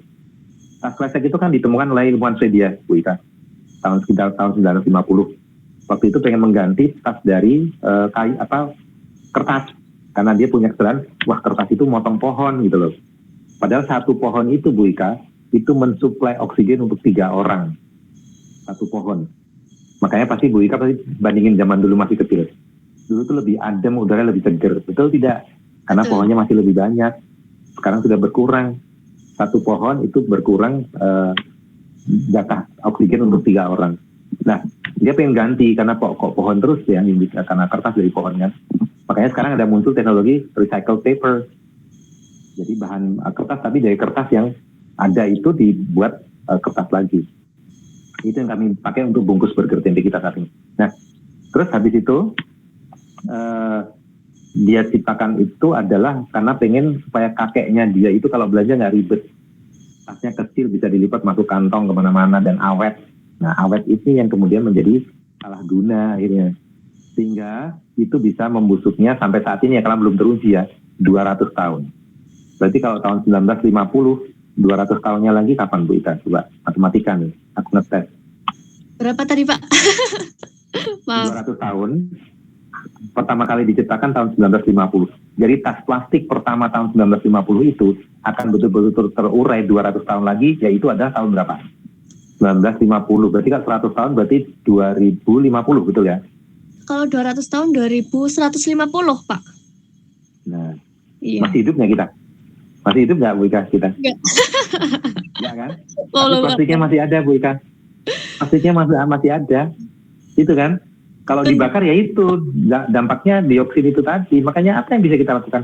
Ya kita ngubah diri, kita mulai pakai ulang saja tas kresek. Toko online boleh kok bilang kayak gitu. Kita pakai ulang ya. Untuk tolong dukung kami di platform-platform online-nya, dikasih tahu. Kami pengen melaksanakan fungsi manusia untuk alam. Tolong bantu kami, dukung kami dalam ikut serta dalam mencintai diri sendiri lewat alam gitu loh. Bahasanya gitu. Jadi dari dulu kita nggak pernah selamatkan bumi. Kita nggak pernah bilang gitu. Selamatkan dirimu sendiri. Bumi punya cara sendiri. Kita pernah dengar sejarah kan, bumi pernah kejatuhan meteor, dinosaurus punah, betul kan? Betul. Bumi punah nggak? Bumi punah nggak? Bumi? Enggak punah. Ya udah kita yang punah gitu loh. Betul. Makanya jangan coba menjaga bumi, jaga dirimu aja deh. Gitu. Karena bumi punya cara menjaga dirinya sendiri gitu loh. Jadi jangan kita melakukan karena cinta bumi, bukan. Cinta dirimu aja deh. Kalau cinta bumi terlalu makro gitu loh. Mikrokosmosmu apa gitu loh. Gitu. Aku serasa jadi monolog nih Bu Ika. Ngomong sendiri. Gitu Bu Ika. Jadi kalau Bu Ika tadi yang bilang nanti kalau kita terus itu lagi lupa lagi nggak apa-apa. Makanya dilatih supaya kita punya kebiasaan. Jadi kayak aduh kok aku terima ini. Makanya kemana-mana bawa tas sendiri.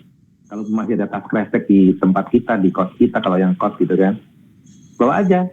Nanti kita dengan melakukan itu kita bisa menginspirasi orang lain kok. Gitu Bu Ika. Oke.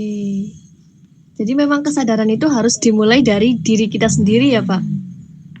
Iya, jadi kalau kita mau bilang fungsi manusia untuk alam, yaitu melatih kesadaran awal mulanya. Sadar bahwa kita manusia. Kita butuh alam atau tidak, sudah gitu aja deh. Dari lahir sampai kita mati berproses pasti pakai alam. Berbisnis pakai alam. Kita hidup, bernafas, oksigen sudah dari alam. Kita minum air. sayuran yang kita makan dari mana? Alam semua. Bahkan bahan-bahan yang sintetis pun juga itu ada unsur alam yang di mix dengan berbagai macam zat yang kemudian menjadi satu bahan-bahan baru yang kemudian kita kembangkan. Jadi kayak tadi lah, tas kresek sudah 200 tahun. Lah kok setiap kali diterima. Nah, yang lain-lain kemana? Makanya hati-hati bener. Dan plastik itu, bahan dasarnya itu dari apa, Bu Ika? Pernah dengar nggak? Makanya plastik gampang dibakar kan? Iya. Karena bahan dasarnya dari minyak bumi, Bu Ika. Kurang ajar banget kita. Dan tahu kan kita, minyak bumi itu tidak bisa terbarukan loh. Makanya jangan banyak-banyak deh gitu lah. Kalau bisa kita pakai ulang, sirkulasi. Gitu. Jadi dari pasar sampai rumah nggak sampai 10 menit. Pakainya minyak bumi loh. Itu jatahnya masa orang-orang depan kita gitu loh. The future. Bu Fili, sini Bu Fili. Nah ini besok Bu Fili yang akan sharing besok di Telegram, Telebinar. Halo. Halo Bu Fili. Ya, aku pakai headset saya. Halo Bu Fili. Halo. Itu namanya mirip tuh. Ini Bu Liliana, kamu Liliana kan? Oh iya. Oh ya. Kayaknya Bu Liliana mau ada yang mau disampaikan barusan mic-nya on. Oh, halo juga. Bu Liliana kalau ke Jogja mampir dong, silakan. Kemarin Filiste ya. Kalau kita ada Filiste, ada burger tempe, ada Filistop, ada Rumijo. IG kita yang paling aktif di Rumijo karena tersentral di situ kayak induk dari semuanya. Memang kita tidak menspesifikan harus dipisah-pisah begini karena praktik holistik tadi kan. Jadi holistik memang kita ya kehidupan ini kompleks gitu loh.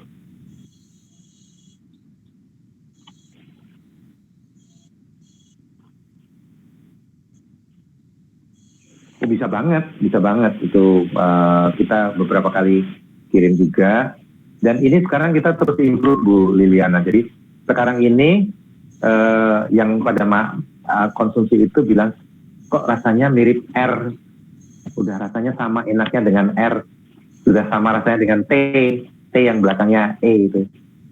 Jangan bilang totole ya, keteplosan deh. Sama enaknya dengan totole misalnya gitu dan ya kita improve terus. Itu bahan-bahannya dari tempe yang semangit Bu Liliana dan itu mengeluarkan umami alami dari situ.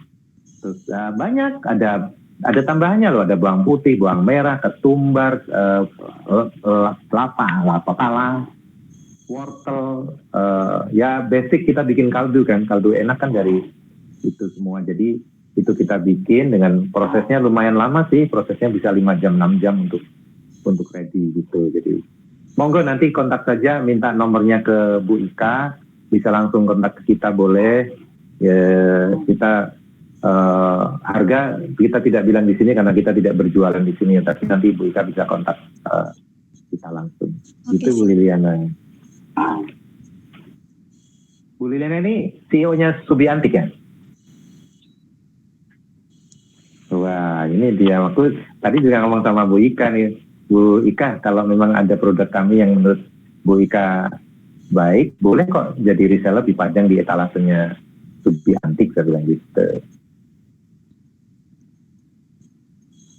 Siap.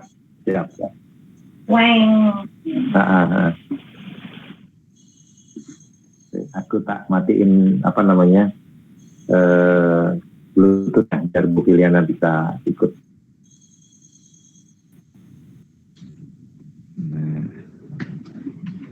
Coba Bu Ika testing gitu suaranya. Oke. Halo Bu Filian. Halo, selamat malam. Malam Bu. Oke, Bu, jadi besok pakai ronyong ya. ngapak ya Pak. Udah ngapak, udah kepenak. Betul. Apa tadi Bu Ika? Orang ngapak, orang kepenak. Jadi besok telebinarnya sama Bu Filiana ya. Saya pagi jam 9 sampai jam 12 besok ngisi webinar soalnya. Oke. Ya, dipasrahkan gitu kan. Iya, estafet. Sahabatan. Ya untungnya begini karena kami sama-sama melakukan, jadi sama-sama bisa sharing dengan basic yang apa yang kami lakukan gitu. Ini yang kadang-kadang pertanyaan banyak orang, kok bisa sih satu keluarga kompak? Ya bisa banget gitu loh, karena itu tadi kan Rumah Inspirasi Jogja, segala sesuatu inspirasi yang baik harus datangnya dari rumah dulu gitu. Oke. Dan poin yang penting adalah di rumah itu adalah ibu. Makanya yang yang paling penting untuk membuat menghasilkan kesadaran atau menemukan kesadaran sih. Ya, melatih kesadaran dan sadar yang melatih duluan. kesadaran itu adalah ibu-ibu harusnya. Karena yang paling banyak nyambung itu biasanya kan di dapur ya. Dan pada umumnya orang yang senang belanja juga ibu-ibu gitu. Bagaimana ya dia kalau sudah penuh kesadaran, kalau sudah ya kadang juga buat aku sendiri kayak tega nggak tega tapi harus tega untuk menolak plastik. Kadang orang juga paling ribet itu kan di pasar tradisional kan, orang pikir plastik itu gratis, kenapa nggak mau pakai plastik kayak gitu. Dan aku harus menjelaskan satu-satu. Dulu masih seneng aku menjelaskan, sekarang aku cuma bilang kalau masih ngeyel aku kasih plastik diskon 30%. Ribet banget nanti kalau harus jelaskan satu-satu, itu nanti di pasar berapa lama gitu kan. Betul. Iya, nanti aku besok lagi ke situ lagi ditanya lagi gitu. Iya. Tapi orang-orang yang di pasar yang biasa jadi aku langganan di sana itu udah ngerti kok kalau ya wes lah kalau ibu yang ini nggak pakai plastik gitu. Nah, udah bawa sendiri.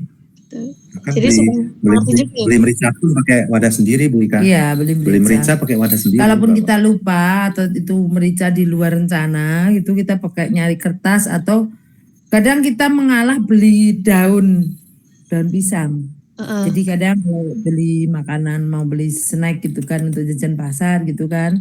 Yang aku pasti nyari yang tidak pakai bungkus plastik. Yang kedua kalau misal gorengan atau apa, mending kita beli pisang 1 lipat gitu 3.000 atau berapa, udah pakai itu aja. Jadi kayak bawa sendiri kan di pasar kan orang ada jualan daun pisang kan, ya udah di daun pisang itu 3.000 atau 4.000 udah pakai daun pisang itu gitu. Itu salah satu kami. Berapa lama melakukan apanya? Tidak menggunakan itu kantong plastik. Sekarang tuh masih menggunakan plastik, tapi berpikir meminimalisir plastik. Minimalisir, oke. Masih menggunakan plastik, tapi meminimalisir penggunaan pemakaian plastik yang harus dibawa ke rumah itu kita mikir sekali banget. Pakai. Apalagi yang sekali pakai gitu kan. Jadi kita mikir bahwa nanti sampahnya bagaimana, terus di rumah seribet apa gitu. Kita masih ada beberapa item yang kalau memang bungkus dari sana ya udah kita pakai itu. Tapi tidak kita konsumsi sesering yang lain gitu loh. Jadi kita kendalinya pada kesadaran kita itu gitu loh. Jadi kuncinya melatih kesadaran dulu. Fungsi kita manusia untuk alam tuh yang pertama memang kita latihan. Saya ulang-ulang terus supaya jadi hipnosis, nanti Bu Ika udah jadi ingat bahwa aku harus latihan kesadaran. Aku harus latihan kesadaran. Aku harus latihan kesadaran. Benar ini juga kalau harus beli di warung di rumah kan udah dibungkus, udah di pasar kan. Pasti aku tanya, ini kalau aku buka plastiknya buat apa? Terus pemilik warung ya udah aku buang aja, ya udah tak bawa pulang. Mending aku yang buang. Karena mereka pasti punya kan kalau nggak dibakar atau dibuang di sungai kan. Lah mending aku bawa pulang terus aku masukin ke botol itu. Aku kadang ya kita kan nggak bisa kan nolak plastik yang total sama sekali nggak pakai plastik juga nggak bisa. Hidup kita sekarang udah penuh dengan plastik. Tapi bagaimana kita meminimalisir plastik itu untuk dibawa pulang. Gitu, dan kita tahu plastik itu harus diapain gitu.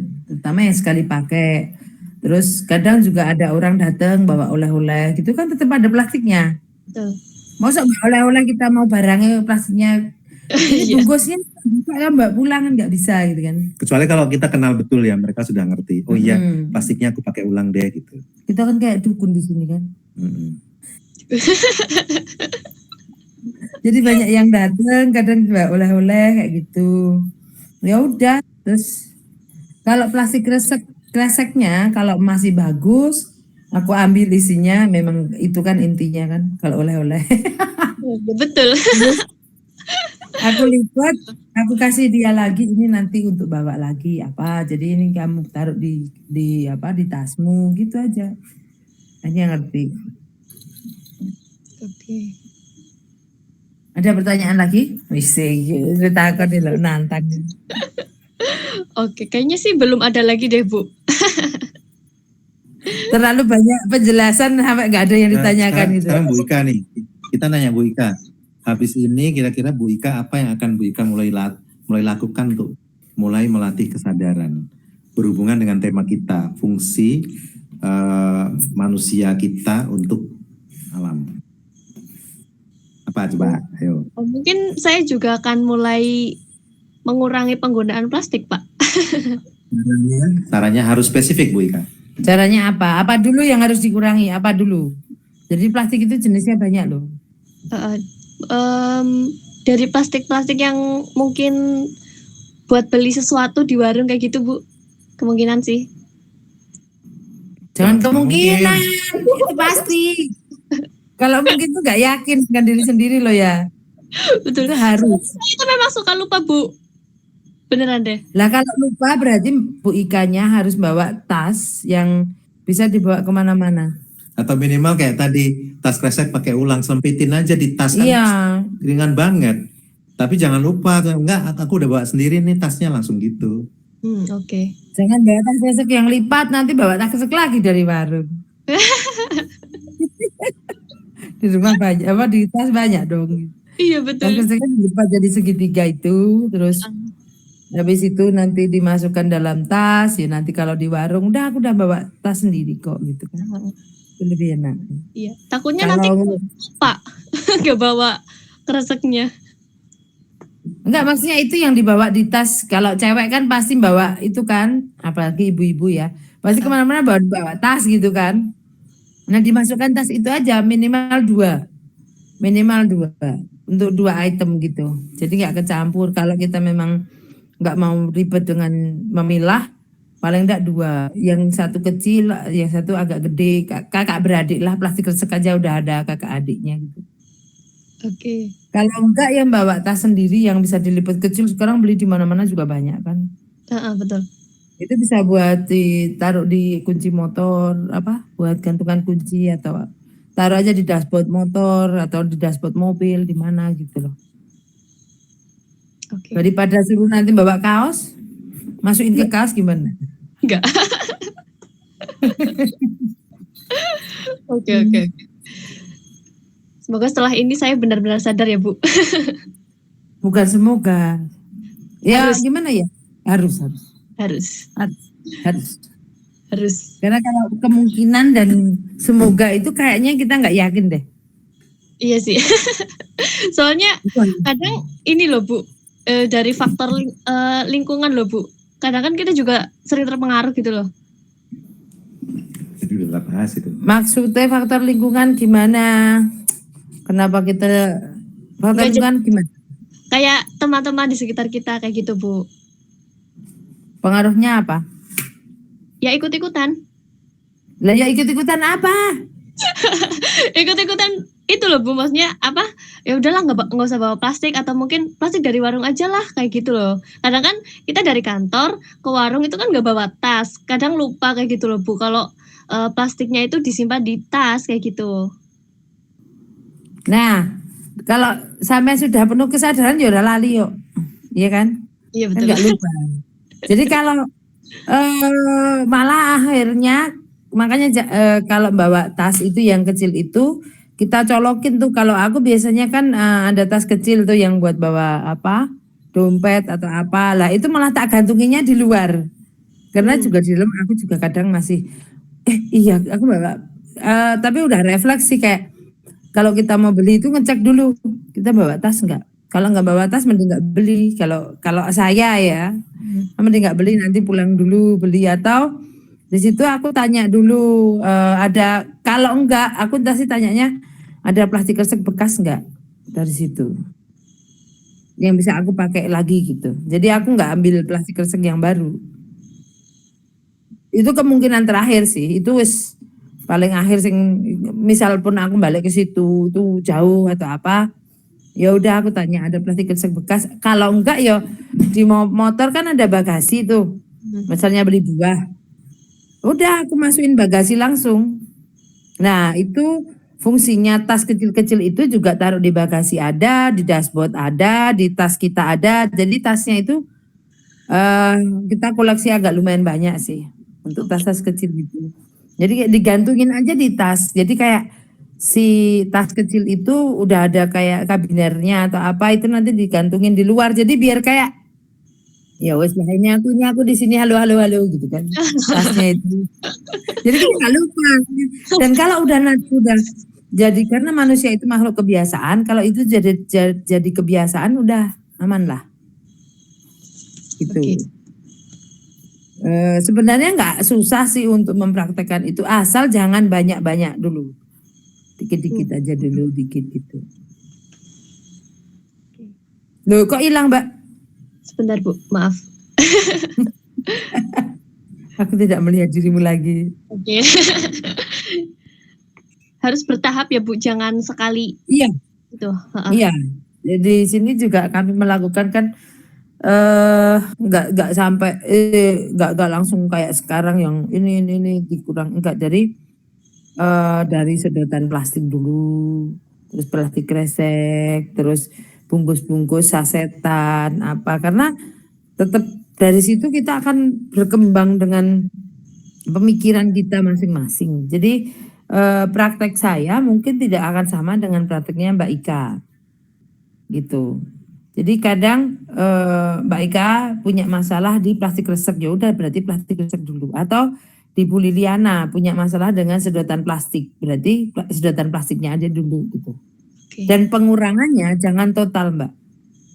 Jangan total langsung stop itu jangan. Jadi kayak kita udah kayak apa ya kalau adiktif kan sama plastik kayak obat gitu. Kalau nggak minum obat sakit kepala itu sehari 3 kali pasti sakit kepala kan gitu. Iya. Tetapi bagaimana kita mengurangi obat itu nggak bisa kita langsung nggak minum obat itu. Kita malah akan tambah sakit karena itu sudah ada di mindset kita bahwa kalau aku nggak minum obat itu aku akan sakit kepala. Tetapi pengurangannya adalah yang tadinya 3 kali dijadikan 2 kali atau berjarak atau diganti 2 kali yang sekali itu diganti apa?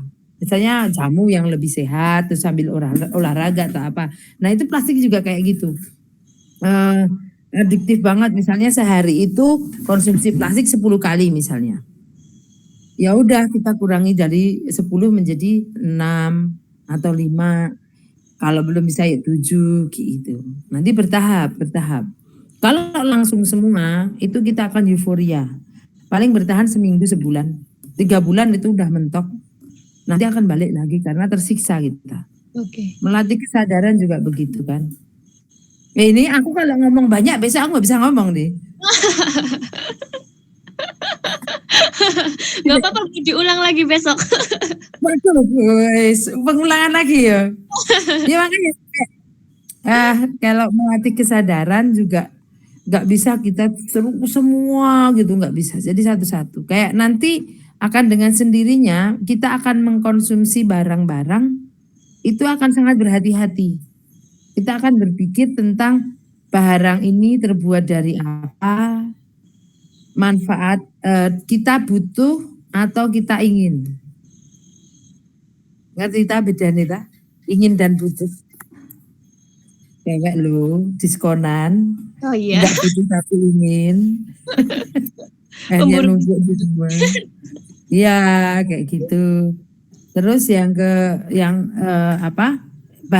bahannya dari apa kita butuh atau ingin. Terus ini kalau jadi sampah mau dikemanain, bisa nggak didaur ulang atau ini cuma sekali pakai. Itu nanti dengan sendirinya otomatis akan jalan ke situ. Kalau kita langsung jebret semuanya kita malah gila. Benar satu aku sadar dulu bahwa Mbak Ika ini mengkonsumsi plastik segini misalnya. Itu disadari dulu. Baru diterima, oh ya plastik itu segini ya. Kadang orang juga gini, aku sadar konsumsi plastik 10 misalnya sehari. Tapi aku nggak bisa terima, nggak apa-apa 10 aja. Itu namanya kita nggak bisa terima. Toh cuma 10 orang lain lebih banyak. Selalu membandingkan diri sendiri dengan orang lain itu begini. Orang lain itu begitu. Enggak usah. Kita nggak usah lah sibuk dengan memikirkan eksternal kita. Tapi ya, aku kok sekarang udah 10 ya. Dipikir aja dari 10 itu sehari, seminggu aku berapa, sebulan berapa. Lah disitulah kita merasa berdosa. Alah, masuklah kau dosa dan pahala nanti. Masuk ke macam-macam ini kalau udah kayak gitu tuh. Terus, nah, di sini di negara kita kan selalu yang diomongin itu kan. Kalau sudah pakai kata-kata itu dua kata yang sangat kata kunci dosa dan pahala, itu orang akan seret, oke, aku nurut. Tapi bukan itu tujuannya kan. Kalau kita hanya melakukan hanya karena itu dua kata itu, kita nggak akan sadar. Kita nggak akan mengubah diri sendiri, tapi kita akan berkembang di ketakutan yang tadi Bapak udah bahas, bahwa pada saat kita berkembang kita berfokus pada ketakutan, ya akhirnya kita kayak hidupnya nggak aman. Terus kita takut ini, takut itu, takut mati, takut hidup, takut melangkah, takut berubah. Bahkan ketemu orang aja takut gitu. Ketemu hewan takut, ketemu orang takut, kita akan berkata-kata takut. Jadi ada anak-anak yang magang di sini, 4 anak dari UTY kan. Mereka terus takut berpendapat. Karena sudah biasa pada saat mereka berpendapat, mereka disalahkan. Nah itulah. Karena takut-takut tadi itu loh. Jadi takut ini, takut itu. Terus aku bilang ke mereka bahwa ngomong aja dulu, masalah salah atau benar itu nanti. Pikir keri deh Wong Jawa. Tetapi kamu ngomongnya harus penuh kesadaran dan kamu tahu dan kamu bertanggung jawab atas omonganmu itu. Bukan asal ngomong aja.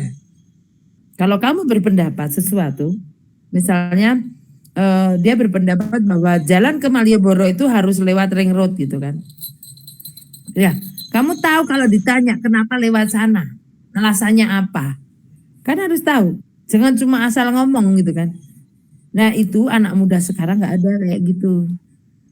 Nggak ada kesadaran untuk mereka bertanggung jawab atas perkataan yang keluar dari mulut mereka. Asal ngomong aja. Pada saat ditanya, ini kenapa? Ini begini, alasanmu apa? Itu mereka yang nggak tahu gitu aja. Itu kayak gemes, terus kayak apa ya, mau tak goreng, tak kasih kremesan, terus tak makan.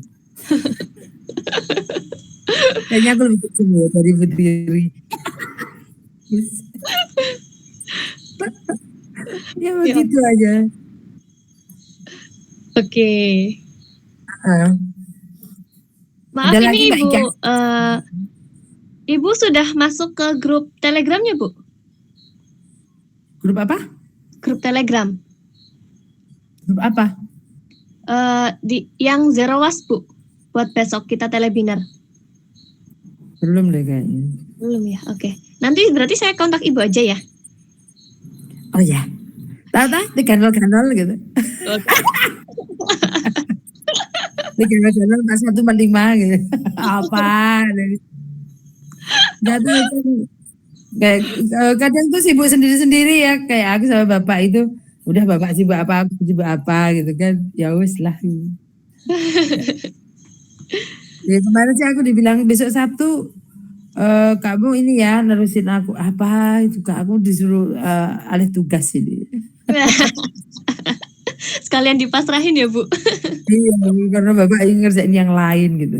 Nah, udah bapak tadi udah cerita belum bahwa aku juga bikin tas yang dari apa?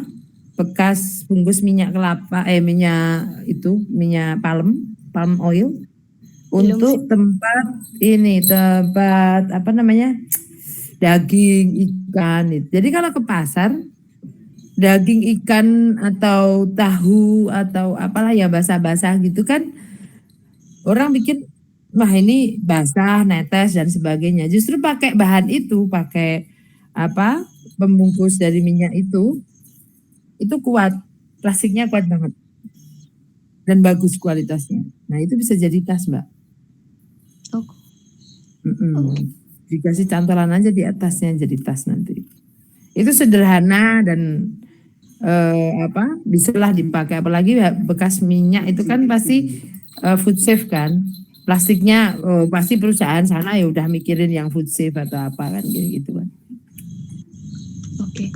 Mungkin untuk step by step cara pembuatannya bisa di-share besok ya, Bu? Waduh. Apa? Ya biasa tak siapin itu nih ya. Apa nih contoh nih nanti kan. Oke. Bisa lah. Dibikin itu. Nanti jahit menjahit loh ya. Beda itu. Wah. Jahit menjahit kan ada dijahit itu dikasih cantolan aja, cantol itu gampang. Oke. Tidak terasa nih Bu, kita sudah berapa lama ini ngobrol? Sudah 1 jam lebih ya Bu dengan Bapak. 5,5 jam kata Bapak. Wah. 5,5 jam, lebay banget itu. 5,5 jam. Oke. Jam 9 kurang 1/4 kali di sini. Waktu Indonesia Barat. Sama Bu. Bapak Indonesia mana sih? Indonesia Barat Bu sama. Ya sama kirain. Indonesia Timur. Oke. Ibu untuk produk dari Rumijo itu sendiri bisa diorder via apa saja Bu? Via online-nya apa sih, IG ya? Ada IG, ada apa sih? Di Instagram. Sementara via IG kita ada Tokopedia tetapi belum lengkap karena katalog produk sedang kita bikin karena kita sedang mengerjakan juga pesanan lilin aromaterapi bahan minyak jelantah untuk Belanda juga sedang kita siapkan. Aduh, barisan makan. Wah. Jadi, makan malam ya Pak? enggak. Kami enggak pernah makan malam. Karena di Jogja malam itu buat batik. Oh. Lalu makan apa Pak? Sore? Malam itu kan wax toh Mbak yang buat batik itu loh. Malam. Enggak ngerti itu Mbak. Saya baru nyambung. Kita enggak makan malam. Makan nasi Mbak. Makan malam itu sakti. Maksudnya di waktu malam hari. Ya betul. Jadi bisa sementara di IG aja dulu IG karena memang kita tidak promosi yang masif juga gitu. Ya nanti ke Facebook ada, Messenger. Gitu aja ya.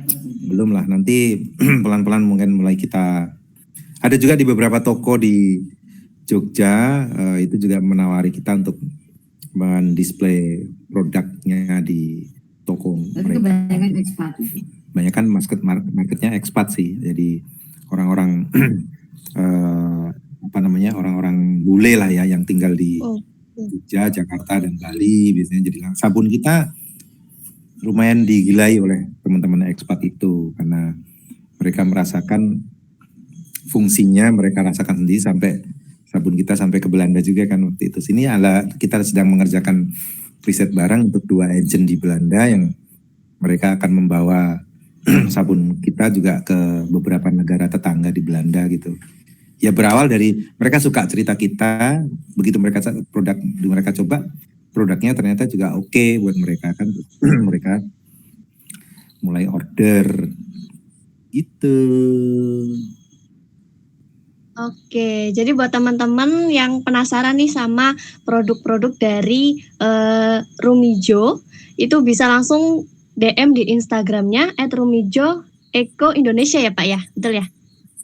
Eco Store. Eco. Bukan, rumah inspirasi juga ada Rumijo. Tapi kalau teman-teman ketik di Instagram di barnya itu Rumijo itu kita keluar kok di yang pertama biasanya.